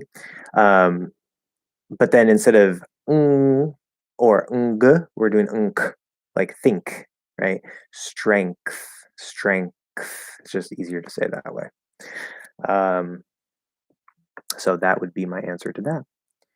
I don't know what an American can say a without the eh. Oh, I didn't know that. The past tense makes more sense. I didn't know that an American say. In general American, including Western American, since Western is under the umbrella of general American, I would say no. It's not that we can't. I just think that it's not a normal thing. But and I don't know if it's more of like a Southern accent thing, because there's actually a wide diversity of Southern accents. We just think of it as like Southern. Like there's the Texan accent. The people from like Georgia will speak a lot differently. And that's the exclusion of Florida. Florida generally many speakers in Florida sound like they speak General American. They actually don't have a Southern accent. That's the big exception. But or people from North Carolina sound a bit different than people from Georgia, from Texas. But anyway, then there's also, this is where we get a little sensitive in political circles. There's a way that many African Americans have of speaking, which there's in linguistics. They've actually noted that there's certain consistent grammar shifts, consistent pronunciation shifts, and it's kind of rooted in more of that like Southern sound.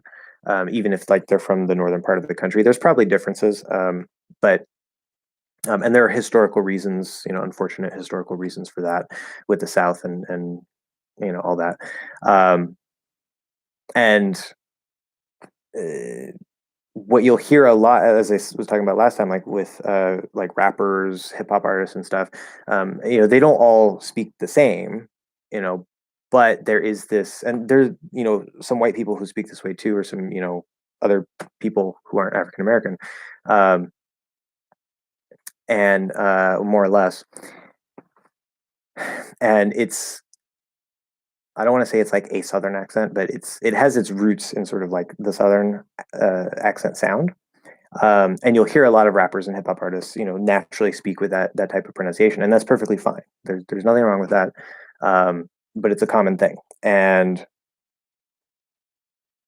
of course, they're Americans as well, but they're not speaking their pronunciation when they're speaking that way isn't general American, right? It's its own little thing. That's just like Southern English or Southern the South accent is sort of its own little thing. The New York accent, or that area, Northeast Boston, whatever, is sort of its own little thing. And there's variation in this and that, whatever, blah blah blah. You know what I mean? I'm not going to split all the hairs here, but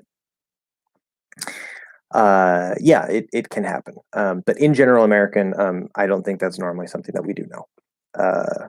Which is why when Cedant was asking me before to try to isolate the start of the a diphthong, I found that very difficult to do, and I had to really think about it and be like, okay, how exactly do we do that?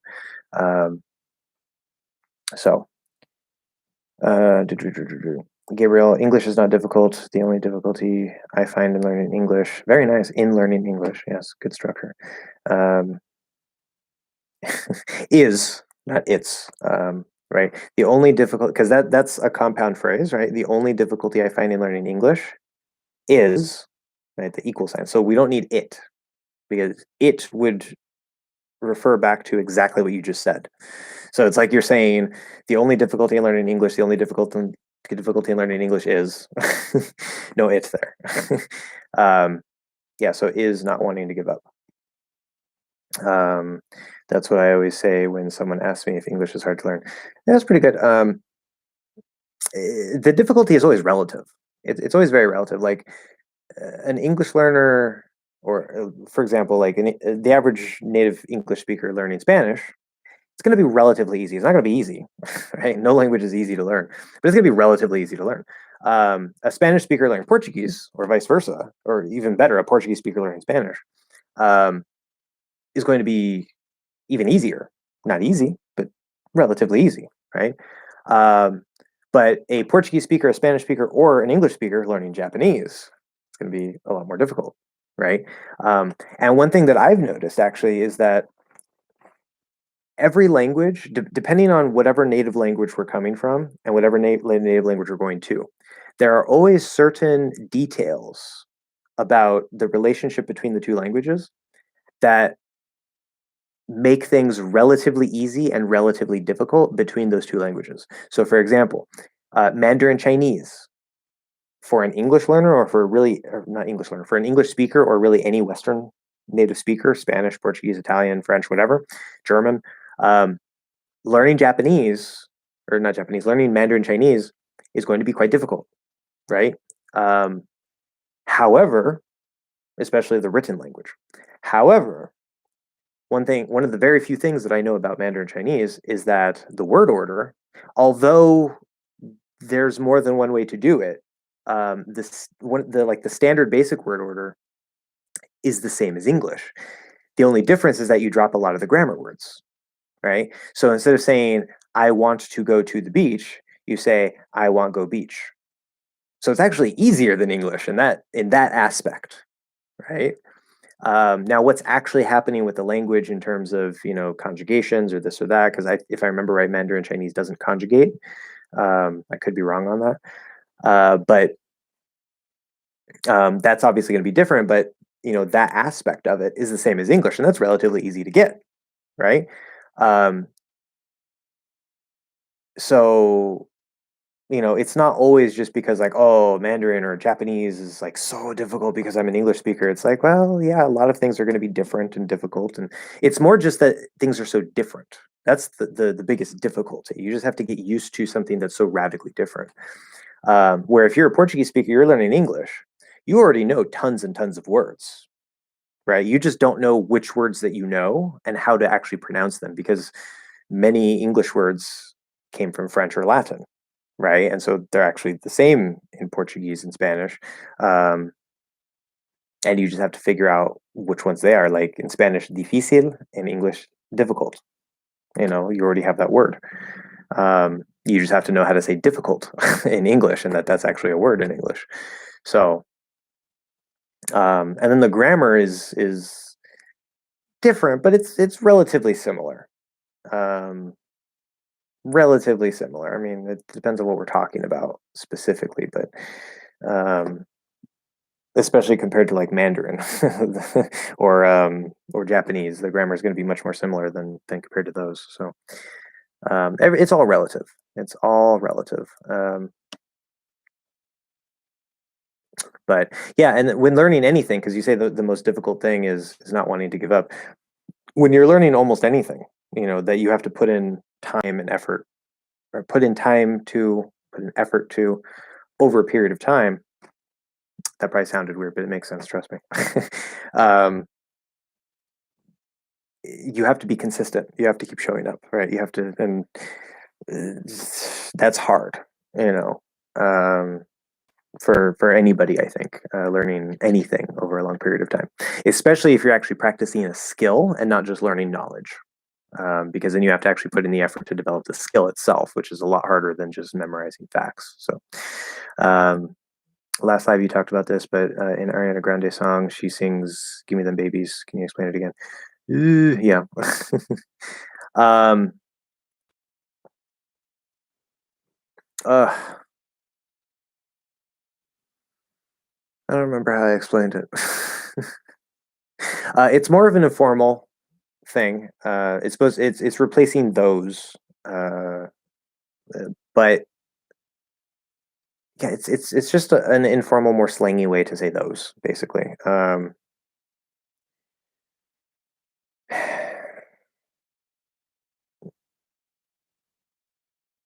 Yeah, I don't remember. I know I talked a little bit at length about it, but I don't remember what I said last time. Um, but that's all it is. It definitely is going to sound very informal. And I think at the end of the last live stream, I don't remember which structure I used, but afterwards I was like, did I say that? Because that sounds like what I said. Because I hadn't done my workout yet. And right before we ended the live stream, I don't remember if I used them, but I know I said something like I have to work those muscles. I don't remember if I said those or them, but that's a good place. Like, oh, I got to go work them muscles, and it's the same thing. It just sounds really informal. That's all. Um, Gabriel says you don't have to be PC at politically correct. So yeah, Steve and Gabriel already answered it. There you go. Yeah, we instead of saying politically correct, because we're lazy, that's a really long term. So we just say PC because we're lazy. We won't cancel you if you say something offensive. I'd probably think I misheard you. Yeah. Well, yeah, I'm glad you're aware of why I was trying to phrase things appropriately. It's a very sensitive subject, especially because I'm a white guy. There's some people out there who just because I'm white, I'm automatically racist, and anything I try to say on even that topic that I was talking about, it's like, hey, you shouldn't be talking about that, blah, blah, blah. And it's like, it is what it is. And I'm really not too worried about being canceled, because I know, I mean, you guys know I'm trying to help you guys. I'm trying to teach you guys. I'm just trying to be honest and direct. And if I'm wrong about something, or if I say something that sounds offensive, people can tell me, and we can address it. But um, I'm just trying to be honest and teach you guys what you need to know, right? Because you guys aren't native speakers. So you need to know, you don't know, oh, if somebody says something this way, why are they saying it that way? Well, maybe it's just part of their accent. It's like, you don't know that. Where me as a native speaker, I can kind of tell if they have a general flow of that type of accent through their speech, well, it's probably just part of their accent. So yeah, but I really don't like PC culture. I understand it, and in some ways I support it because I know where it's coming from. I can totally see exactly where they're coming from and what they're thinking. And it makes a lot of sense. But at the same time, when it comes to policing language and canceling people because somebody said something 10 years ago or something like that, it's way too far. It's too much. You can't censor people. Even if what they say is completely wrong and offensive, unless they're inciting violence, like everybody can say what they want. You don't have to agree with it. You don't have to like it. You can, combat them, but to say oh, we're gonna, get you, we're gonna cancel you, get you kicked off social media, this and that, whatever. It's that is how society spirals down. It's not going to work. But as I said, I completely understand where they're coming from, and I do support it in some way, but not when it crosses the line of censoring people and canceling people and all that. So, but anyway, of course that makes me a horrible person just for saying that. So there we go. I'm a horrible person. JT, thank you for leaving a comment here and joining the chat. The difficulty is too many verb phrases, and you mean phrasal verbs? Because a verb phrase is different than a phrasal verb. Probably phrasal verbs. And I actually have a logic of prepositions, because it turns out I actually didn't know this was going to happen. And I don't know if you've heard about my logic of prepositions book and course that I'm making on this channel for free based on the book. But when I discovered this idea and I started developing it with my students at the time, this was 3 or 4 years ago, one thing that I did not anticipate was that uh, not all of my students who took the course, because not all of them finished it. Again, I was developing it alongside them, like I was getting feedback from them, and as I was, figuring out what the logic for certain prepositions were.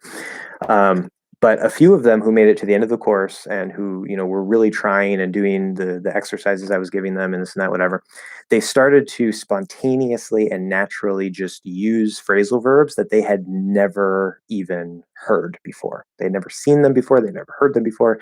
They just, bam, phrasal verb just came out of their mouth because they were starting to feel the preposition, which is what this is about. It's called the logic of prepositions, but we're really just using logic to find the core root feeling in the subconscious mind of a native speaker of how that preposition is used. And it works. Okay, it absolutely works. It's a bit of a long process. It's a little complicated, but I think it's relatively faster and easier than the normal way of just trying to memorize a bunch of definitions and, constantly making the same mistake over and over again. You will still make some mistakes with this. It takes some practice, but you build a feeling this way instead of trying to memorize knowledge. So that's the best way that I know to learn the phrasal verbs. Now, sometimes my students would create phrasal verbs that actually don't quite work. They make perfect sense, and they have the more or less the right kind of feeling. It's just like that phrasal verb just doesn't happen to exist in English, and that's a really interesting thing. And that proves to me even more that they were really feeling the preposition. It's just we don't say that particular thing in English, although you could. I mean, it would make sense. So anyway, the point is, idioms, of course, are a different thing. I have the idiom of the week playlist, which I haven't made any lessons for that in a long time, partially because they were getting relatively low views and I wanted to focus more on the pronunciation course. I do plan on making more like that, but with the idiom of the week, I take the same type of approach where I try to help you build a feeling. We look at the etymology and the history when applicable. And I try to give you ways to remember and think of it instead of just memorizing a phrase. So my approach generally outside of pronunciation is to help you think about it in a special way, or give you tricks to remember it, or help you try to build a feeling for how that piece of grammar or that phrase is actually how it feels to a native speaker, more or less. I think that's a much better way to go about learning languages, but it's we'll just say it's different. It could be more difficult in some ways. So anyway, Steve, the final, this to emphasize saga. Oh, I see. Does this sentence make sense? It's not this bad. Oh, I see. Yes, got it. Okay. It's not this bad. Maybe this is not really emphasizing. Well, we would just say that. It's not that bad. And if we wanted to emphasize, we would say, oh, it's not that bad. Not this bad. It's not this bad. It's not this bad.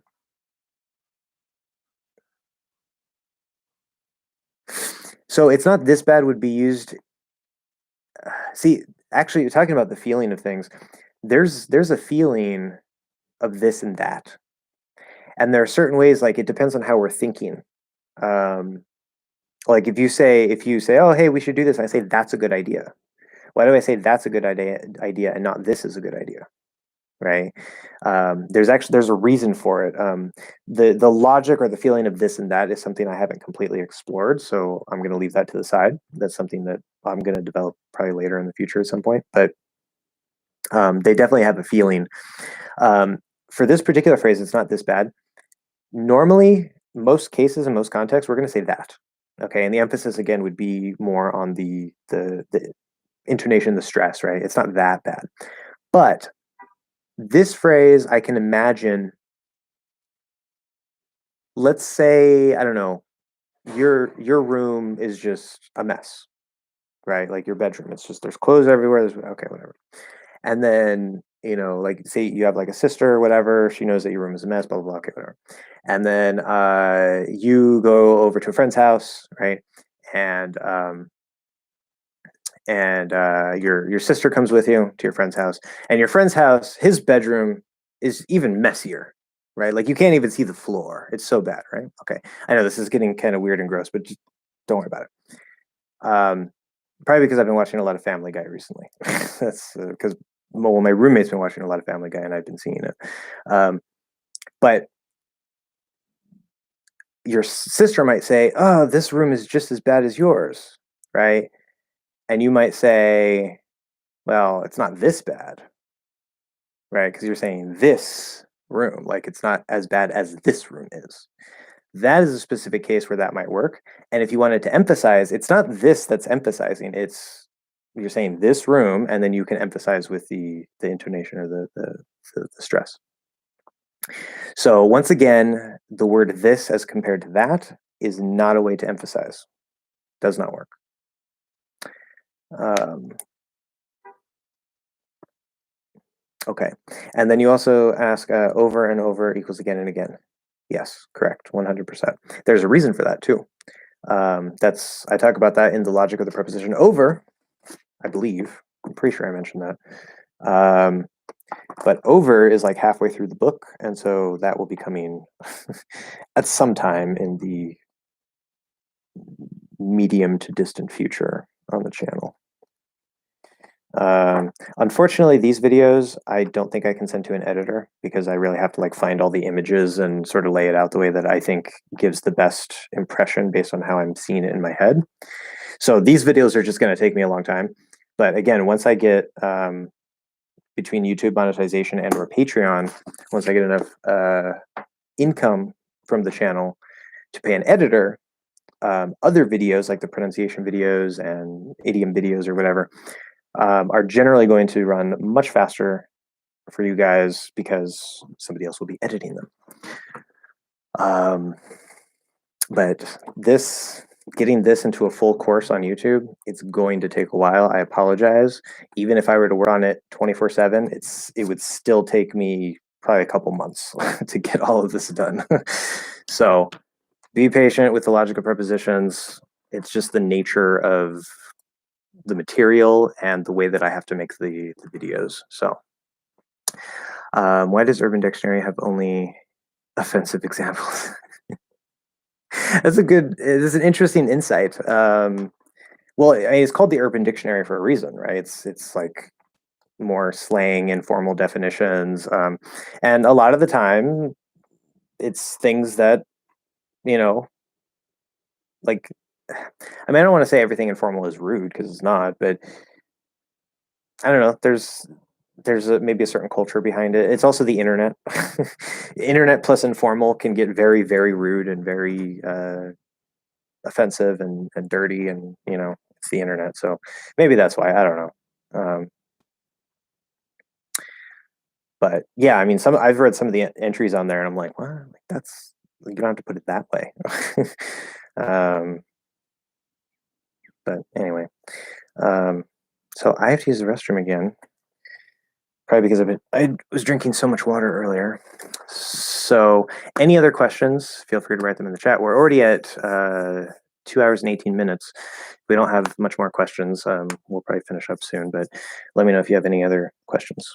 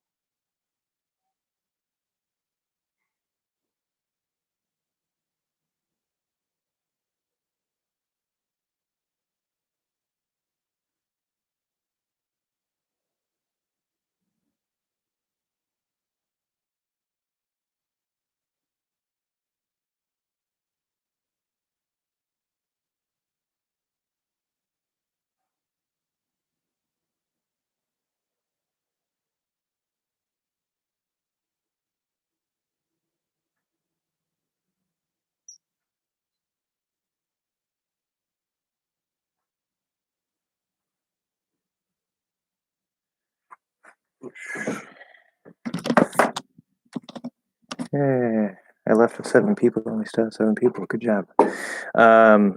Okay, do you think Rachel's English is overrated? Seaton has something to say about that. um, okay, I have a couple things to say on this. First, I can't give a full, honest answer on that because I haven't sat and watched hours and hours and hours of her channel. Right, there might be some things that maybe some teachers say or teach or whatever that I'm just like, that's, like, say if it's like short vowels and long vowels, like that's something I'm just completely against as a concept to teach in English, even if it is linguistically correct, because it's confusing. So there might be certain things like that, and if she uses terminology like that, then I wouldn't necessarily support that. As for her channel, obviously she's like probably, I think she's one of the biggest channels. I did do a little bit of research on competition when I started the channel just to kind of see, what was out there already in terms of English teaching on YouTube. And she definitely has one of the largest channels, if not the largest channel. I'm not sure.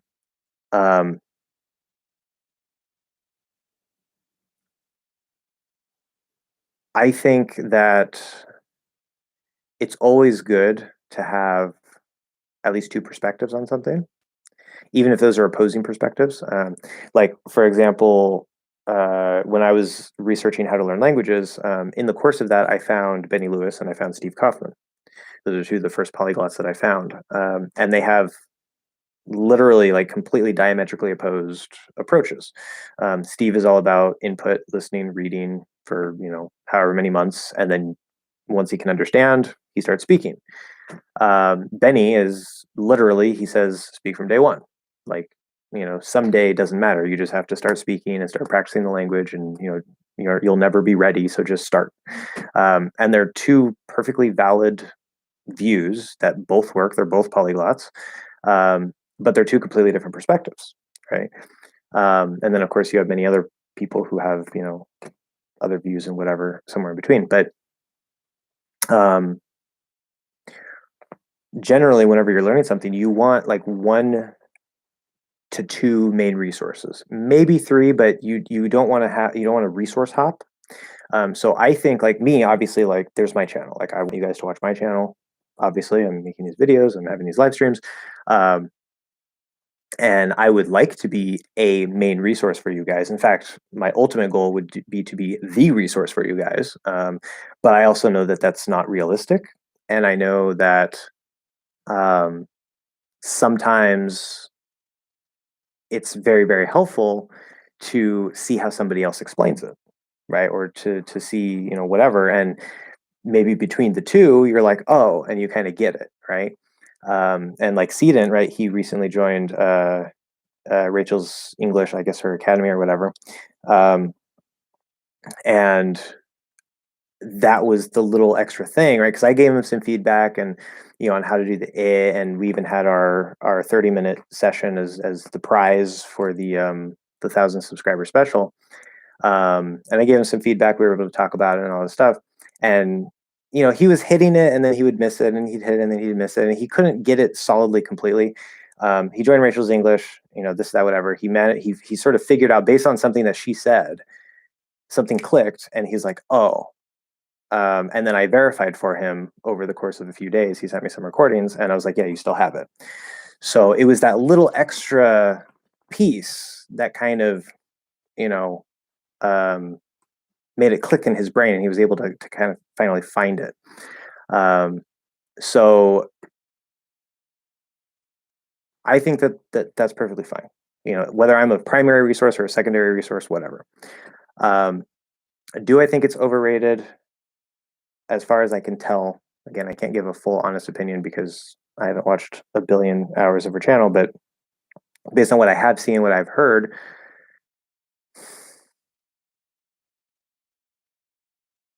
I wouldn't say she's overrated necessarily.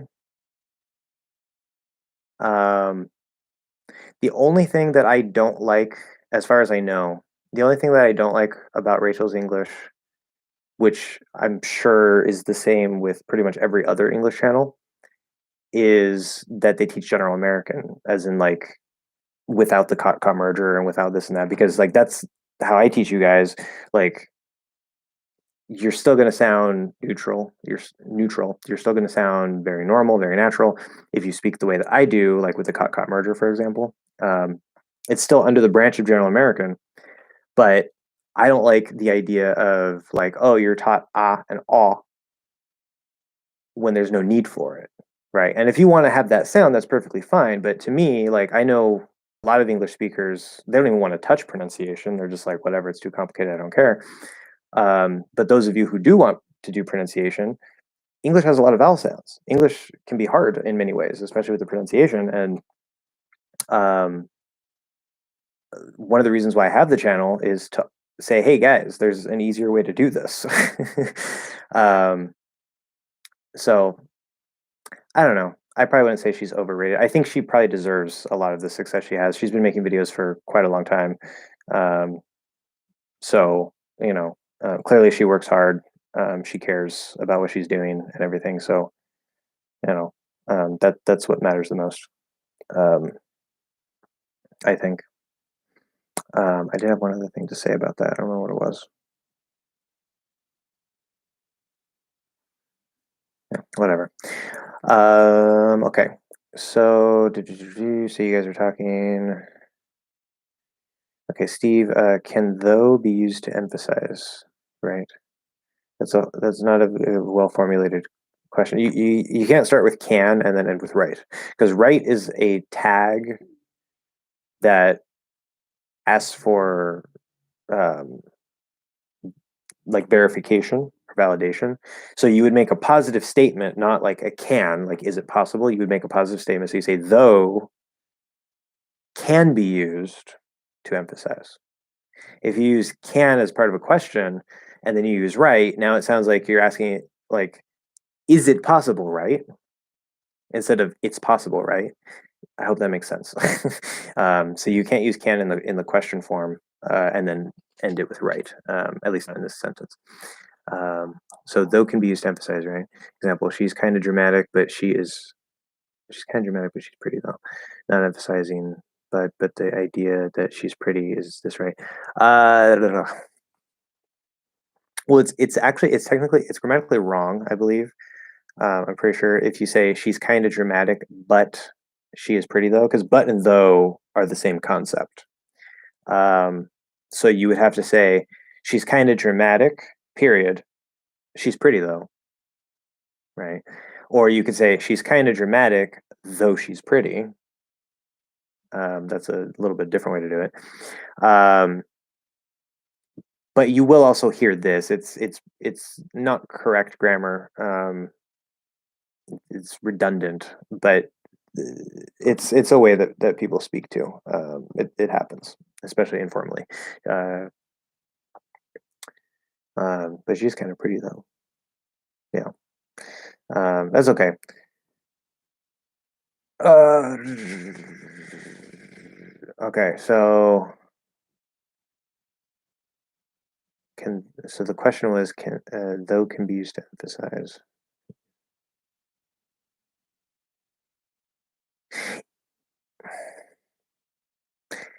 It's not emphasis. It's despite, like despite the fact, or like even though this is true. I know it's even though, right? So this is true, but that doesn't mean she's not pretty, right? So it's like, well, she's dramatic, but she's pretty, whatever.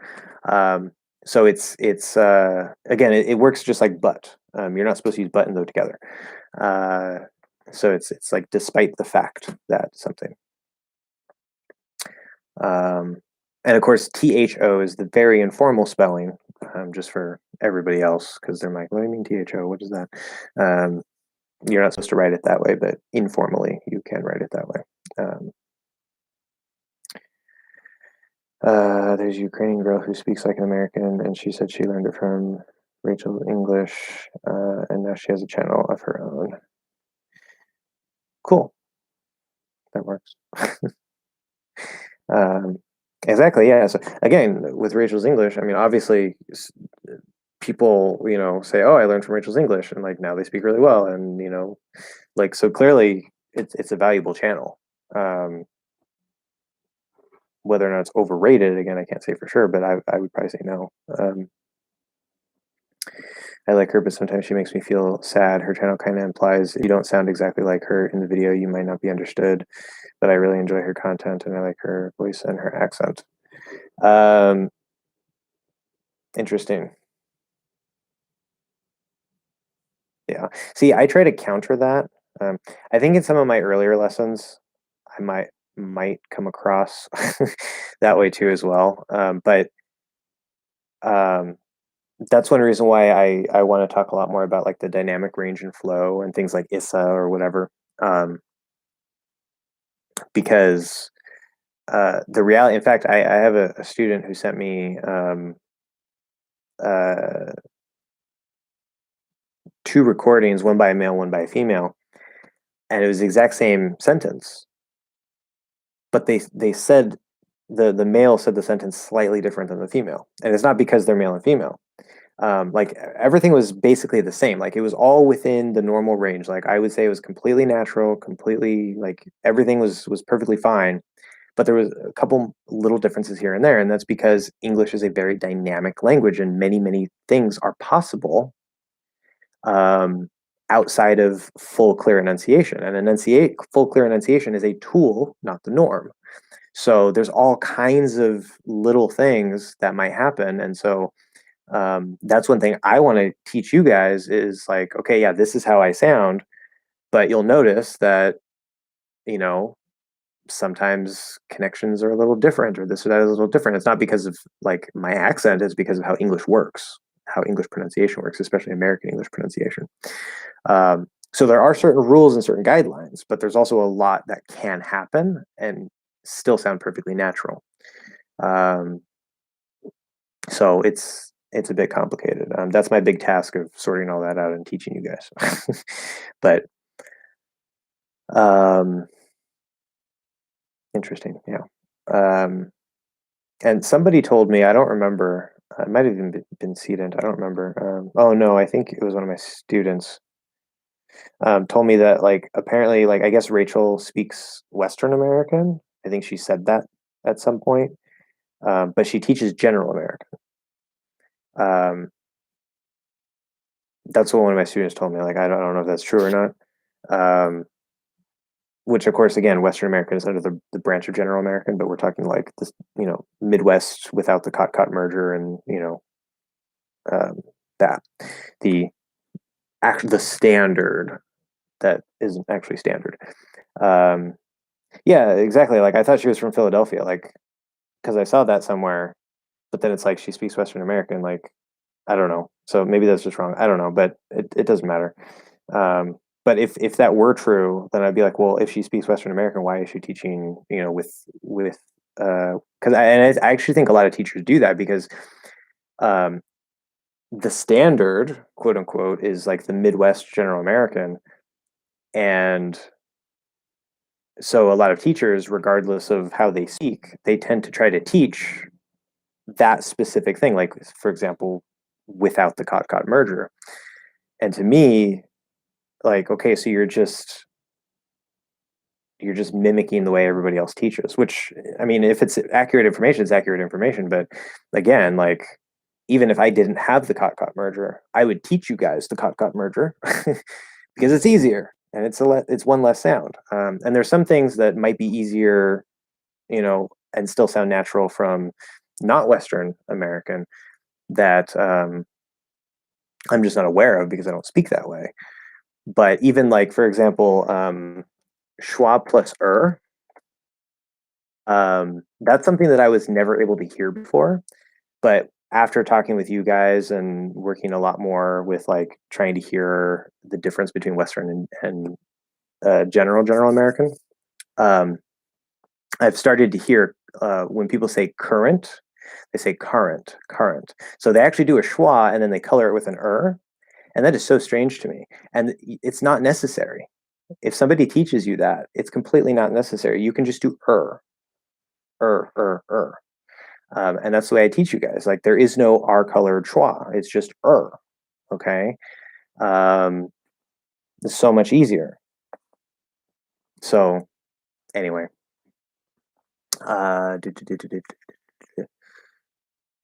okay. Rachel charges you to join the community, and then her community teachers give you feedback, not a feedback. I think I was going to correct you on that in our text conversation. I forgot, but yeah, feedback. Some feedback is possible, but not a feedback. Based on the video you upload on the community page. Is it expensive? Monthly plan isn't that expensive. It's only about $22, but the year plan is a bit expensive. $259. Jesus.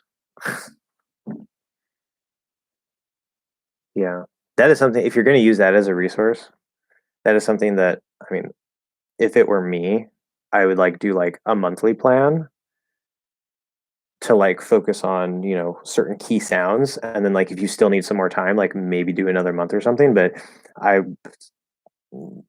I'm trying to give you guys the tools to, like, yeah, you still need some feedback from a native speaker, but you can go hire a cheap native tutor on italki or something and use the tools and techniques that I give you guys to find the sound, and you just need somebody to tell you if it sounds correct or not.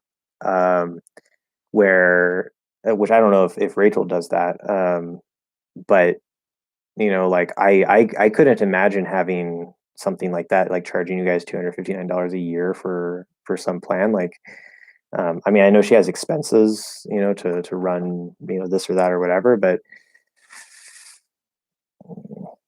that's pretty steep. So anyway, I would much rather give you guys the knowledge and tools you need to do it mostly yourselves, and then just get feedback from a native. So I don't know.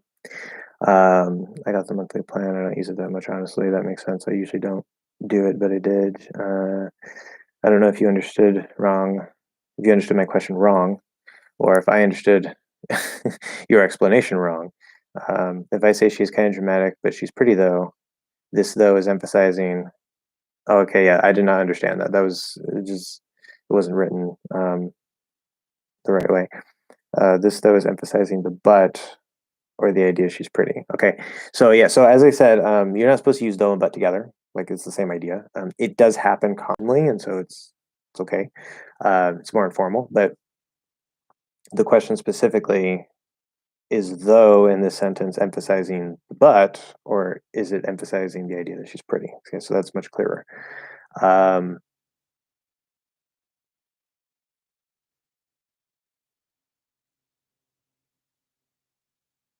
So again, my answer would be that it's not emphasizing anything. It's a repetition of but, which you would think would be an emphasis of but. So in a way, I guess you can kind of say it is sort of an emphasis of but through repeating the same thing, because but and though are the same concept. At the same time, it's not about the it's about her being pretty, but the focus is on her being pretty is a good thing, despite the fact that she's dramatic. And so it's kind of like both are happening. It's emphasizing but, and it's emphasizing the idea that she's pretty, like all as one thought, if that makes sense. Again, I wouldn't describe it as emphasizing necessarily, but that's kind of what's happening. Yeah. It's more contrasting than emphasizing. So I hope that makes sense. If not, ask me again, and we'll get it. But I think, yeah, okay, good. Very nice. Gabriel, we don't have the word though in Portuguese, so it's hard to understand the meaning. You have to have some exposure to the word to understand from the context. Yeah, definitely. That's always the case, especially if it's a function word. New function words are are a nightmare, because they're function words, right? They're for grammatical purposes. They're not actual content. Uh, Yeah, as I said, so though has I think a few different uses, but it shares the same basic meaning as but, um, or despite. Depends on exactly how we use it. So it's just kind of like another word to say the similar idea. Because I know in Portuguese you have well, in Spanish there's a pesar de, or a pesar de que. But there's a couple phrases in Spanish. You probably have that in Portuguese as well. And depending on the sentence in English, we might say like though or although, which are the same thing. Um, so like a pesar de que, I don't know. No me sientas bien. Uh, I don't know. So like, despite the fact I don't feel well, I want to do it anyway, right? So you can say despite the fact that, or you can say though I don't feel well. It's the same thing. So sometimes one language will have more than one way, like with more than one word or phrase to say the same thing. Um, but then that word or phrase might be used in different places, like where we have despite or we have but, which are the same idea, but they're not used in all the exact same places. That's what makes it kind of difficult. It's stupid. You just have to get used to it. Yeah. Um, Italki isn't that helpful, really. I think it's fantastic. Actually, the teacher's not completely honest there. Really? Good. That's good to know. Honestly, you will end spending over $50 for just a few classes. Huh. Rachel's English is cheaper. Interesting.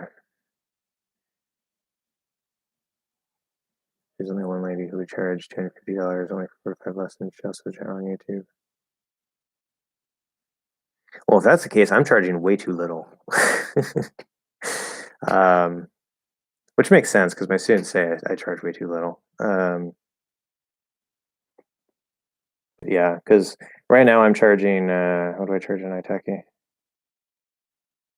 I don't even remember. It depends on the class. If it's a pronunciation, like accent reduction type class, I think currently I charge like 20 something.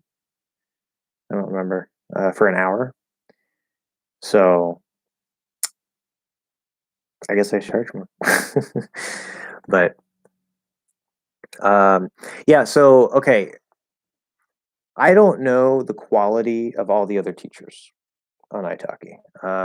So don't shoot the messenger. In my experience with Italki, which I primarily have used it to find language exchange partners, um,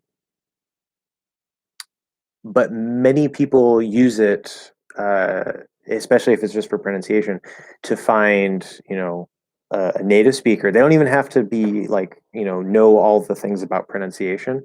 They just have to have a good enough ear and be completely honest with you. And you have to tell them like, I want you to be completely dead honest and tell me, is it right? If it's not, don't tell me it's right, no matter how many times I get it wrong.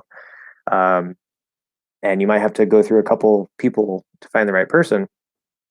But if you can find a relatively cheap tutor to just give you feedback on how you sound, you can use micro adjustments, the vowel charts, all the tools that I give you guys to find the sound yourself.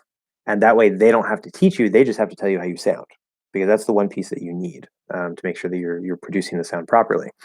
But if the reality is that the teachers aren't honest and you'll end up spending a bunch of money for a few classes, um, I don't know. The second best thing, not ideal, would be to maybe find a language exchange partner.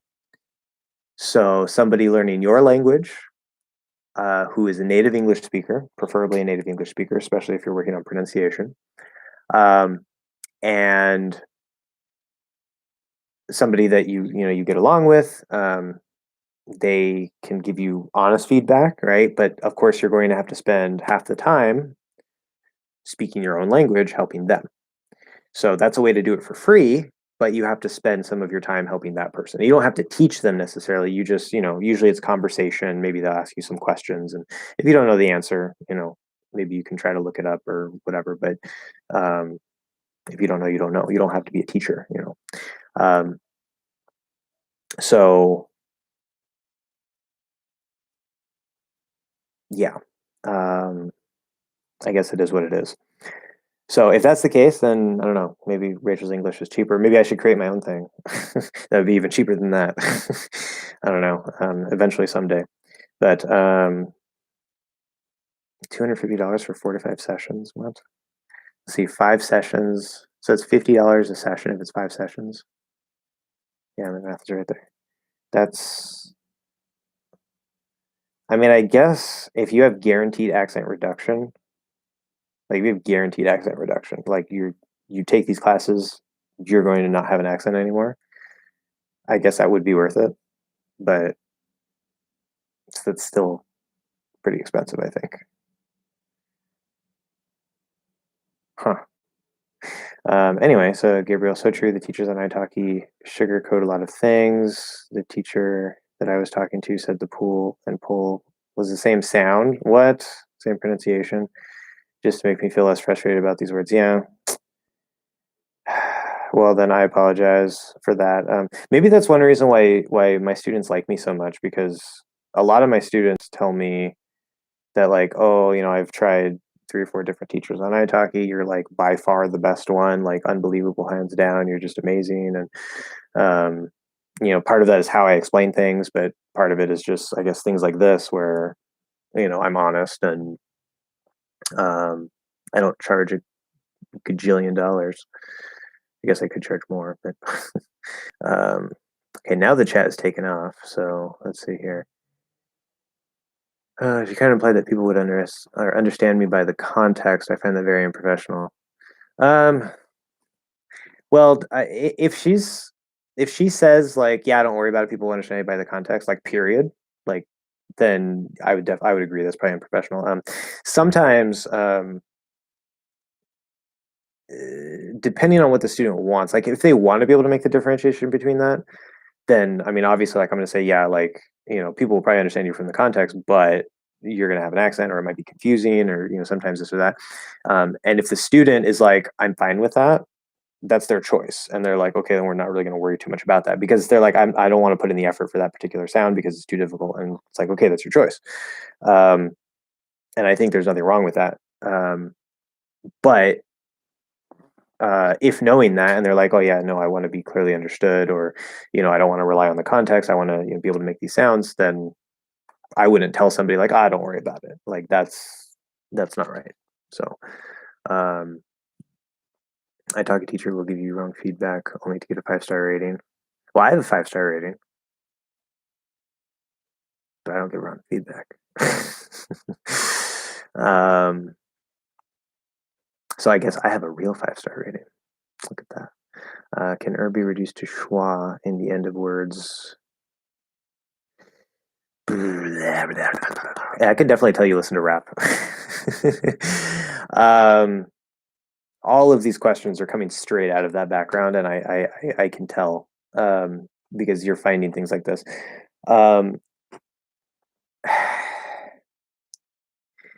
Again, within the pronunciation of speakers, the way that many rappers and hip hop artists speak, it's a perfectly normal way to pronounce it. It still probably is more informal. Like, oh, he's a killer, whatever. In general American, including Western American, that is something that we would only do for intentional effect. It is not a normal, informal way to speak. So, and a lot of things that you find in rap and hip hop have influenced the general culture, and either have become part of our really informal, like slangy type speech, and or have become part of our informal, for specific effect type of speech. But I think a lot of it, most things that you hear from like rappers and hip hop artists in their music or in their speech, that you notice that are kind of different. It's like, oh, can we do this? Most of that is not going to be normal, even informally, in the general American or Western American dialect. So the answer to this question, I would say, is no, you cannot do that, but technically, yes. I would say only for certain effect. Only for certain effect. But it's up to you. If you want to have more of a dialect, like the way those people tend to speak. There's nothing wrong with that. You can do that, but know that it's going to the average speaker throughout the country, especially like through the West and the Midwest, it's going to sound very, very slangy. Perhaps like even if you use it informally, some people might find it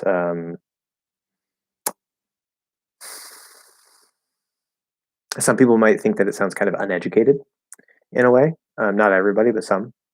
So yeah, something to be aware of. Italki is not the platform for accent reduction, honestly. It's only for beginners who can't speak English at all. It's better you practice with me. Yeah. Yeah, I mean, you guys practicing with each other is actually a really, really good idea. Especially if you're not just like randomly doing things, but you're taking some of the tools that I give you or that, maybe you find from Rachel or whatever, and you help each other to kind of figure things out. Um, so that's always good. Ideally, you want to be working with a native, but working with each other as long as you have certain things in place is there's not too much. And I charge relatively little apparently, so really good teacher, low cost, relatively low cost. I guess I'm just like the perfect person to find, and I guess why everybody's knocking down my door. Huh. So what you're telling me is that I should lower my standards, become a worse teacher, but charge people more. There we go. That's the solution right there. um, okay, we can't talk. We can't talk on Skype once in a while. I mean, we can talk on Skype once in a while. Another good thing is WhatsApp, especially the voice feature, because you can like record a voice. Uh, I mean, I'm sure you guys know WhatsApp, and I'm kind of the guy who's like, yeah, I kind of know what WhatsApp is, only because I used it for Spanish. But yeah, you can record voice messages and whatever, so you can get speaking practice that way too. It's delayed, it's not a live conversation. So that's a good tool as well. I would try to find an American online and pay them to talk in English with me, but I find that a little depressing. Imagine, imagen. So Imagine. Yeah, I think you use the Portuguese spelling because that looks like Spanish. So it's INE at the end, not EN. But yeah, imagine paying a stranger to talk to you. Yeah, I mean, I get that.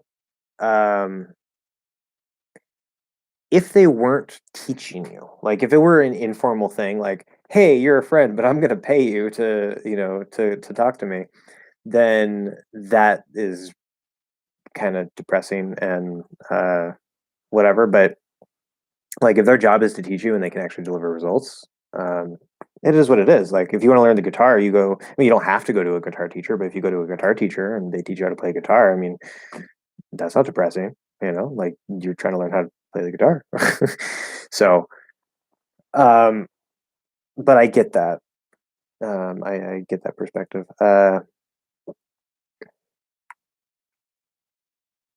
Me personally, at first, I preferred to work with exchange partners because it was free, right? Like I don't have to pay anything. I didn't have the money for it anyway.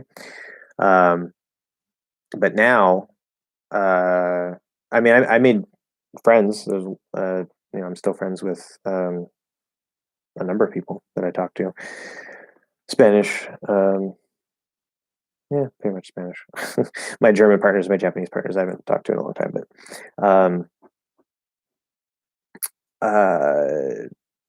we were language exchange partners, and it's equal exchange, so that's great. But then so it was good, but I realized that I didn't want to exchange half of my time in English. Like if I'm going to learn a language, I want to spend my time in that language. That's just the preference that I developed. So especially because with one of my partners, like we would be doing like we weren't just doing like half hour or 15 minutes in one language and then half hour 15 minutes in the other language. We were doing like 1 hour in English, 1 hour in Spanish. So it was a 2 hour conversation like 3 times a week, but half of it was in English, right? And then of course I'm an English teacher, so I have to use English anyway. And so it was like, it just felt like even though I'm getting an hour of Spanish, it I mean, it's not like it's not that it wasn't worth it. Like, we had good conversations, whatever, fantastic. It's just in terms of my language practice, it just didn't feel like it felt like it could have been more, could have been better. So I'd rather just pay somebody at this point, um, for the convenience of the time. Um, I'm so far behind now. See, this is what happens when I start talking about things. What was I? Okay, although is a more informal way. No. um, although, I don't think this counts for every use of though, but generally, although is the full version of though. It's not the informal way. If anything, though is the more informal way to say although, but it's not informal. It's a little shorter. It doesn't matter. And it depends on where you use though. Like if you say she's pretty though, that's not she's pretty although. That's not right. If you say although she's pretty, blah blah blah blah blah, then that although can just be reduced to though, and it doesn't matter. Um, Even though no, even though is not a more emphasized version of though or although. Even though is yet another way to say although. So although, which can shorten to though, and which you can add the even, it's three ways to say exactly the same thing. And there might be certain details and context or uses where maybe there's a little difference, but I don't think there is. They're just interchangeable. So um, we all should make a call on Skype. Well, we were trying to arrange a group Skype call for Patreon patrons. So I don't know, maybe if you become a patron, which is completely optional. I'm not saying you should or you have to, but we could actually do a Skype call. Steven's been waiting for that for like a long time. I think I forgot a comma. Probably, yeah. Giro, you can make friends online as well. Yeah. Finding language exchange partners is also difficult for someone like me who speaks Hindi because not. Yeah, see, that's one of the other problems. Like your native language might not be a language that a lot of people are learning. So if that's the case, you kind of have to find like either pay somebody or find something else to do. T. I don't know where the T goes to, but okay. Yeah, but I get a little overwhelmed. Why did I say literally? People are really toxic on the internet. Yeah, good word, toxic. Yeah, very nice. People are really toxic on the internet. Yeah, they certainly can be. I mean, if people are toxic, people are toxic. Screw them. Whatever, just find somebody else, move on. I mean, if it's a very pervasive problem, then I don't know. But I've been asking for Skype meetup since last year. Yeah. Well, you make it sound like it's been like a year. It hasn't been quite that long, but yes, it was last year. It's only February. um, yeah. I'm kind of poor. I can't afford those classes. Yeah, I know. I know how you feel. Um, and that's the thing, right? If you can't afford the classes, you try to find the language exchange partners. Of course, depending on what you're working on, if it's speaking practice, again, you can practice that by yourself. It's not the most ideal, but it will work just fine. Certain things you probably want to keep in mind. Still want to try to ask questions, get feedback here and there. But as long as you're practicing, trying to put your thoughts into the language, it's going to help you a lot. But for pronunciation, getting feedback on how you sound and stuff, I mean, you need at least some feedback from another person. Recording yourself, and as far as pronunciation goes, recording yourself can help you get a little bit of a distance and hear some of the mistakes you're making. But depending on how your ears are, if they're fully open or not for all the sounds and the rhythm, which they're probably not because you're learning, you still might be off on some details. So there's no guarantee that that's going to completely give you everything you need. I can only pay one class for a month. Who else can relate to it? One class a month? Yeah, wow. Yeah. Um, let's see. Loving rap makes my learning English harder. Is the sentence correct? Loving rap makes. You could say it makes my English learning harder. But we would a little more commonly, we'd probably say loving rap makes learning English harder. So no my, just remove the my, and that would be the best way, a more common way to say it. But yeah, that'd be a correct sentence.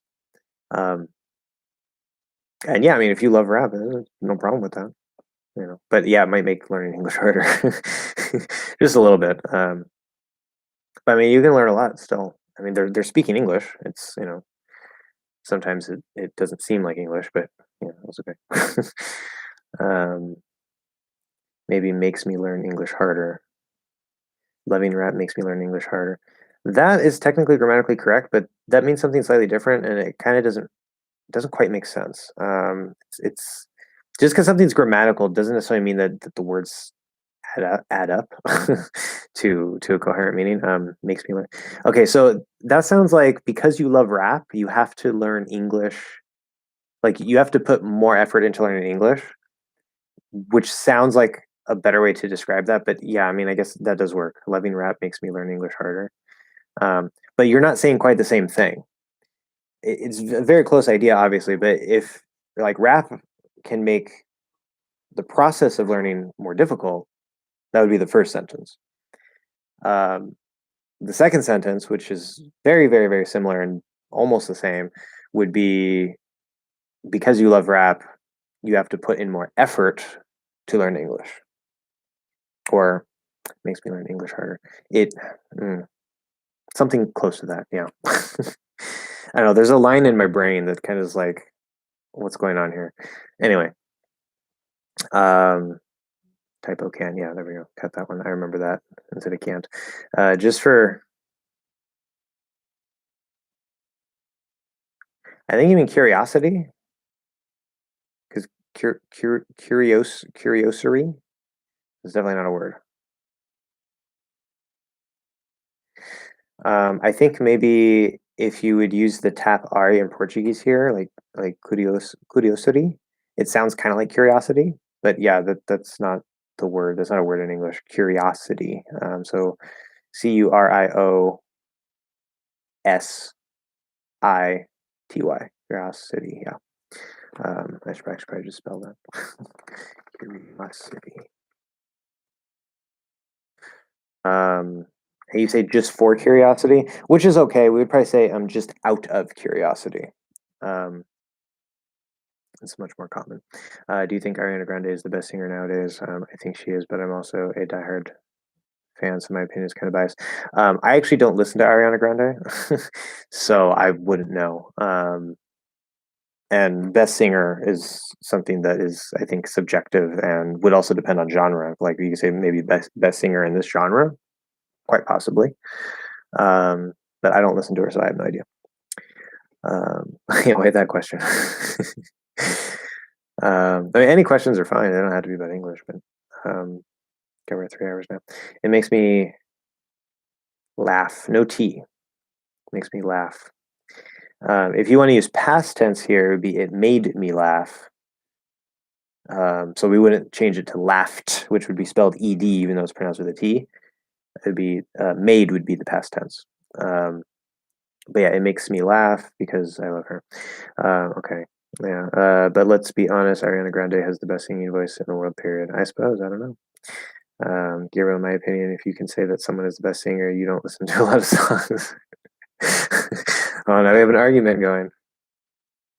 But she is. Have you listened to her whistle notes? Every single voice is different and has its thing. Exactly. No. Formal. What? That's probably related to something I was saying. I don't know what it was. Oh, I think you meant formal instead of informal. Back on that other question, like although is the more formal version, I guess, instead of informal. I don't know. Be honest, guys. We speak informally even in our native language. Yeah, exactly. Informal language is the default, especially in English.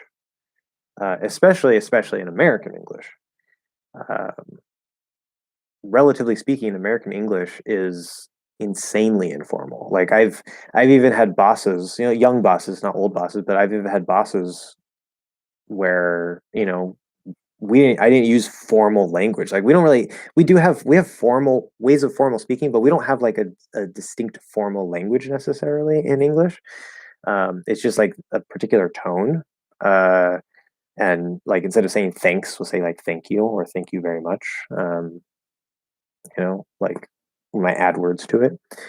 Um, but yeah, I've had several bosses where it's like I'm not disrespectful. I'm not, using curse words or anything, but it's just like, oh, hey, how's it going, boss? Normal, no problem. Like that's an informal phrase. How's it going? Instead of, how are you? Or I say, hey, what's up, boss? Like usually they don't care. Um, so informal speech is a core part of every language. But anyway, every voice is unique, but her voice is more unique. Every day I thank God to be born in her generation, not on her generation. Um, yeah, generation is a period of time. It's a box container.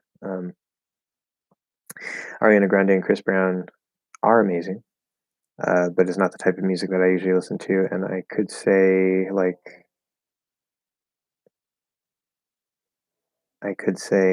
maybe I like a bunch of singers that I think could be the best. A bunch of, yeah. I think you also figured I could say I like a bunch of singers.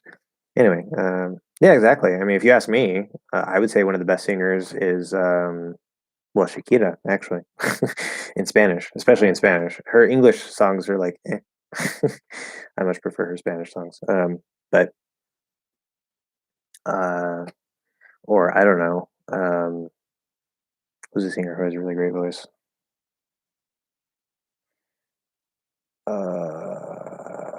Luke Combs. I like Luke Combs, country singer. So it looks like I've almost caught up. How do you feel about your language being the almost most important, yeah, the almost most important in the world? Um, how do I feel about it?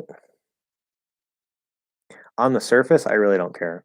I mean, obviously, it's created opportunity. Like, I mean, if English were, say, in the position of Japanese, then well, I mean, I guess a lot of people like to learn Japanese. It's a relatively popular language, but I don't know, some obscure random like Urdu. I don't know if English had the popularity of Urdu, um, then I wouldn't have this channel. um, I would have never gotten into this field probably. So I mean, that's good for me, and I can help you guys. But I mean, I don't feel proud or anything like that. It is what it is. On a darker note, which I won't go into too much, of course, the dark reality behind why English is so important in the world is first starting with the British Empire, and then moving to what is currently the American Empire. And Americans don't like to refer to America as an empire, but it is. Um, and we do things in the world that aren't so great. But again, we won't get into that. So it is what it is, and the world is learning English. So here we are. Um, Honestly, given the darker underbelly of why English is so popular in the world today, I would actually prefer for English to not be a global language because it's not worth the um, how do I want to phrase this? It's not worth the negative consequences inflicted by the British and American empires. Let's put it that way. Um, but moving on, it's not weird. No. Didn't get your question. Question. Question one. Okay. How much time do you think a person needs to master one single sound and the entire rhythm? That's an oddly specific question. That's a very good question.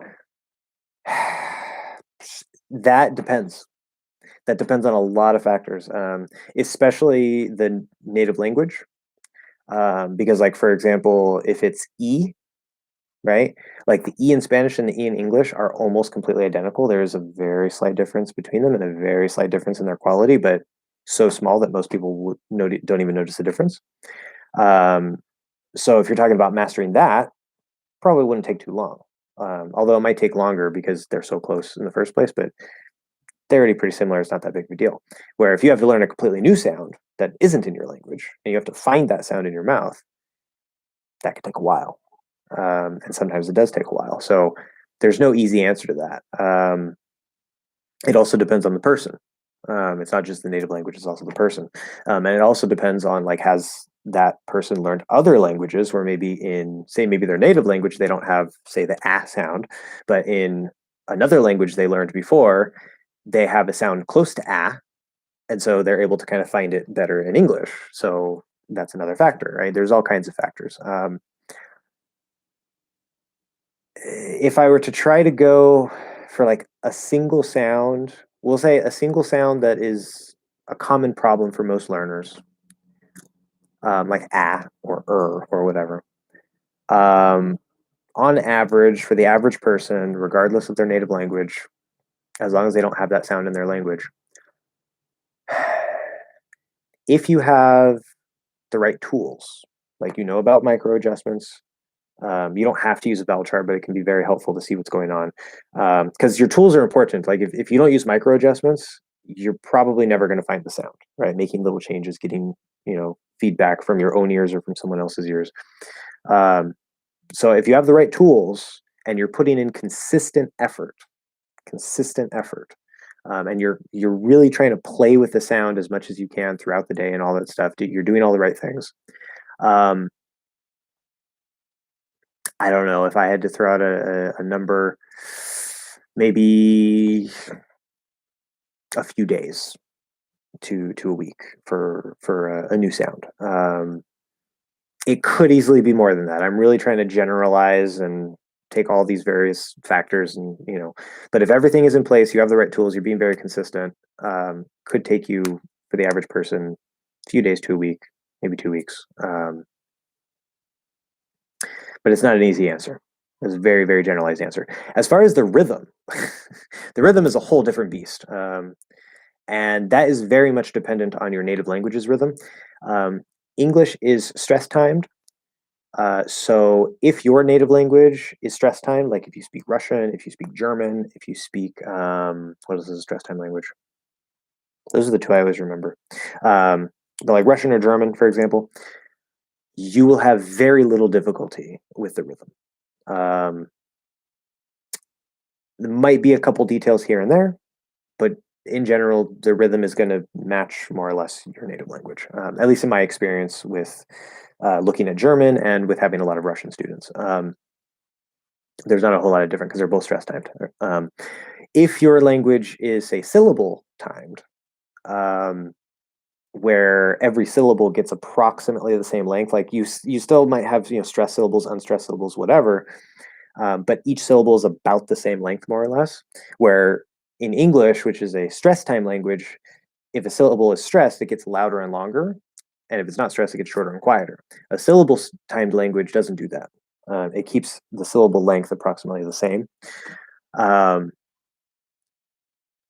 then you're going to have a much, much, much, much more difficult time, and it's going to take you longer to get the rhythm of a stress time language. Not saying it's like the most difficult thing in the world, but it's going to take some time, and it's going to take quite a bit of shadowing to nail that down. Um, so the rhythm is a completely different beast than sounds. Um, and I'll be talking more about that on the channel in the near future because I'm going to finish up the consonants. But no, it wasn't. I like. Maybe I should put a comma there.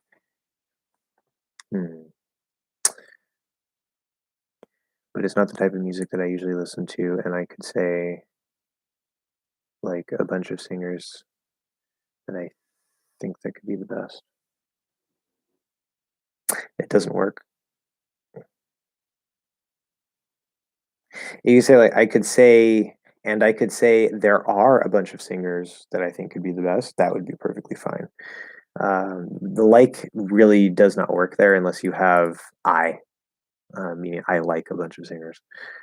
Maybe there's a different way to do it, but by itself, even with a comma, it doesn't work. Um, do you know some Brazilian singers? Yes, actually, my favorite Brazilian singer. I don't know, all the Brazilian singers, but my favorite Brazilian singer is, if I remember correctly, I haven't listened to Portuguese music in a while, but Paula Fernandes. I think that's her name. Um, because she has like, she did a duet with Shania Twain. Shania Twain is a country singer. I know Brazil has its own sort of like country music genre that's it's not the same as American, but like it's has similar type of vibe and feel to it. People riding horses, owning ranches, in the countryside, playing on their guitar, type of thing. Um, and there's a rough connection between like American country music and Brazilian country music or country music. But yeah, Paulo Fernandes. There were some other ones. I can't remember them now because as I said, I haven't listened to Portuguese in a while. Um, I really like the duet, the Spanish Portuguese duet. I know the singer; she's actually Portuguese from Portugal, but I really like the duet between Alejandro Sanz and I can't remember her name right now. She's she's not old, but she's a little older. But it was one of his songs, and she was like singing half of it in Portuguese, and he was singing half in Spanish. It was a really cool song, but I can't remember her name. Anyway, but yeah, he owns the English. Oh, how owns? I mean, who owns the English language? I mean, British or Americans? Any thoughts on that? Yeah, who? There we go. I know you're just full of typos today. That's okay. God, we're going to 3.5 hours. I'm gonna have to end this pretty soon because I have to make dinner. It's already going to 6 o'clock. But and it's getting dark. You guys are going to see me soon. Nobody owns the British language. 'Cause, I mean, why you got to leave out Australians, huh? Huh? Do Australians not own the English language, or what about South Africans, right? Like, or even Indians. There's a lot of Indians, like not Native American Indians, but Indian Indians, right? Like your own country, who are native speakers. Like they grew up speaking English, right? It might be more of Indian English where there's a couple changes to the grammar here and there, but they're still native speakers, right? Or Irish or Scottish, right? So nobody owns the English language. Even if it were like okay, like let's say German, right? Because there's not a whole lot of like German colonies in the world. Like it's kind of like Germany, Austria. There's a couple areas that speak German. It's like nobody owns it because like if they did, I wouldn't be able to go learn German. Like I, it's like if you own a car, I can't just take your car, right? I can say it's my car. You can't just use your car. No, so I don't think anybody owns any languages. Uh, I mean, there might be certain words or certain ways of speaking that are more tied to certain people's identities and this and that, and whatever. And so there might be some lines there, but in terms of the language as a whole, but I know sort of what you're asking here, and being facetious, we would say. It's a fancy word. Um, eh, the English language originally came from Britain, right? Now, if anything, we can say that the French own half of the. If we're going to say anybody owns the English language, the French own half of it, because as I said, like 60% of modern English vocabulary is French/Latin based. Um, so if you want to go there, we can go there.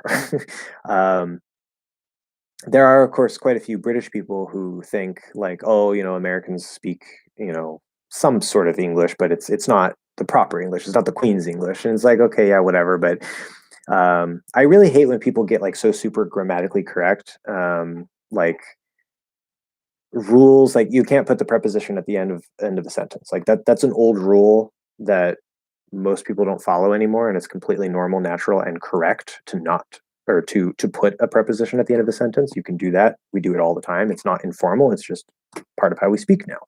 But 100 years ago, that was wrong, and it's a rule that has been it's almost completely faded into the past. But there are still some speakers today who say, nope, it's grammatically incorrect to put a preposition at the end of a sentence. Um, and it's people who think like that, or people who say like, oh, it's the British language, like it's our language or whatever. I say, okay, well, where did that come from? Because sure, it was in England, but before modern English, there was Middle English, right? And before Middle English, which Middle English was largely before the influence of French, some Latin, but before the whole French issue politically in history. Um, and then you go back before that, you have Old English, and you can still say, well, I mean, it's English. It's on the island of the UK. Okay, well, that's fine.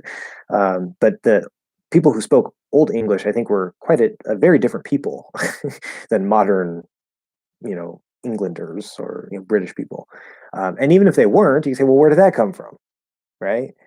Well, they were, if I remember correctly, they were barbarian invaders from like the German area, and they came up, and the Celts were already on the island. We know the whole complicated history there, um, and so you can go back and back and back and back to where it's not even English anymore, and you have a completely different people. So nobody owns anything. If anything, I think every person on the planet owns all of the languages of the world, because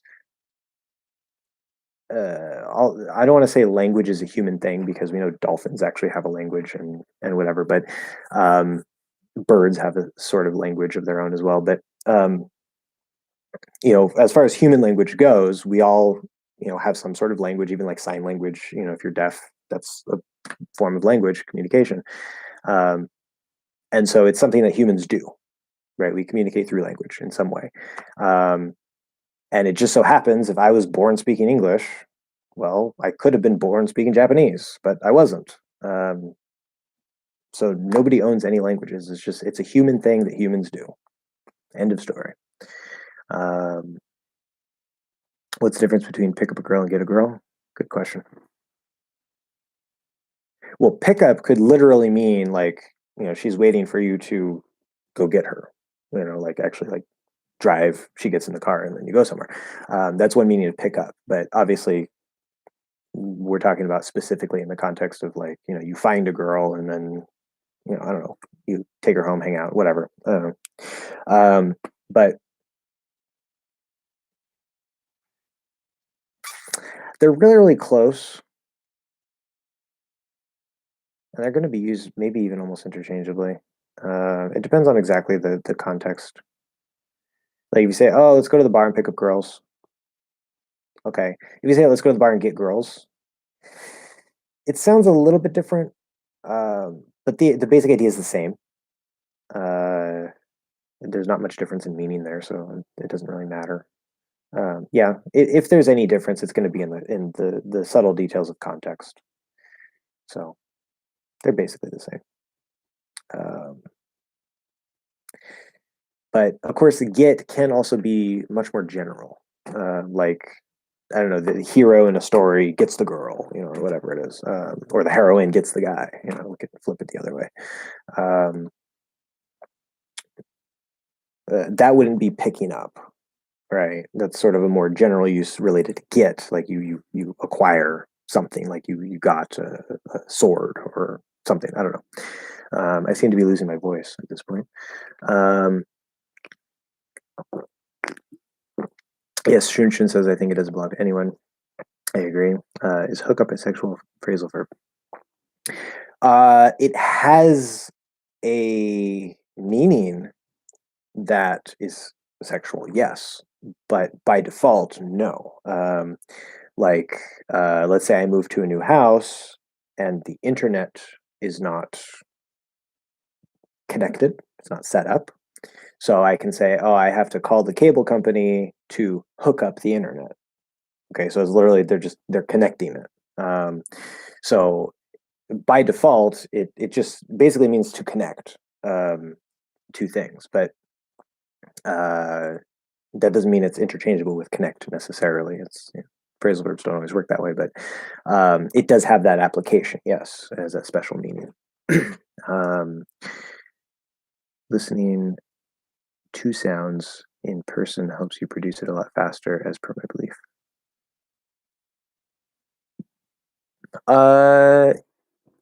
I can see why you would say that. I think the biggest reason why that might be true is because you can get immediate feedback and try again. Um, and it gives you a certain certainty, because if I immediately give you feedback, you're like, oh, okay, that was a little bit off, let me try again. Where if you're like trying to repeat by listening to something not in person, it's like you try to say it and you say, oh, I don't know if that was right. It makes you less sure because you're not getting solid feedback. So I would say there's validity to that. That makes sense. Um, hookup can have multiple meanings, I guess, not necessarily sexual. Yeah, exactly. But if you use it on a dating site, then it definitely would. Yes, yes, it would. um, unless you're trying to, make a pun, in which case it would still kind of have that meaning. But I don't know. You see, like, I don't know. You send a girl a message like, "Hey, you want to help me come hook up my internet?" Like, I don't know. It's it's a stretch, but that's actually just a stupid joke. Christine, hello. Thank you for commenting. Thank you for taking the time to make this channel. Your tips are very useful. Well, thank you very much. Yes, glad I could help. Although at this point we're talking about hookups and who owns the English language, so I don't know how useful that is. But I got to go. I've been watching the live while I was doing homework. Okay, well, cool. Thanks for talking about Shinshin. I'm gonna finish it up too. Everybody looks like they're leaving. I got to go too. See you next time, and please let me know if there's a Skype meetup. Yeah, so everybody's leaving. Thank you, everybody.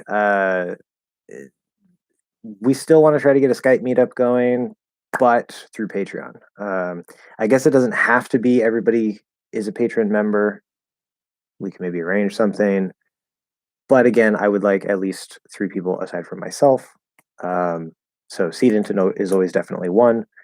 We would need 2 other people. So if you guys want to communicate amongst yourselves, or next time we can maybe try to arrange something. But yeah, thank you guys very much, as always, and have a good week until I see you next time.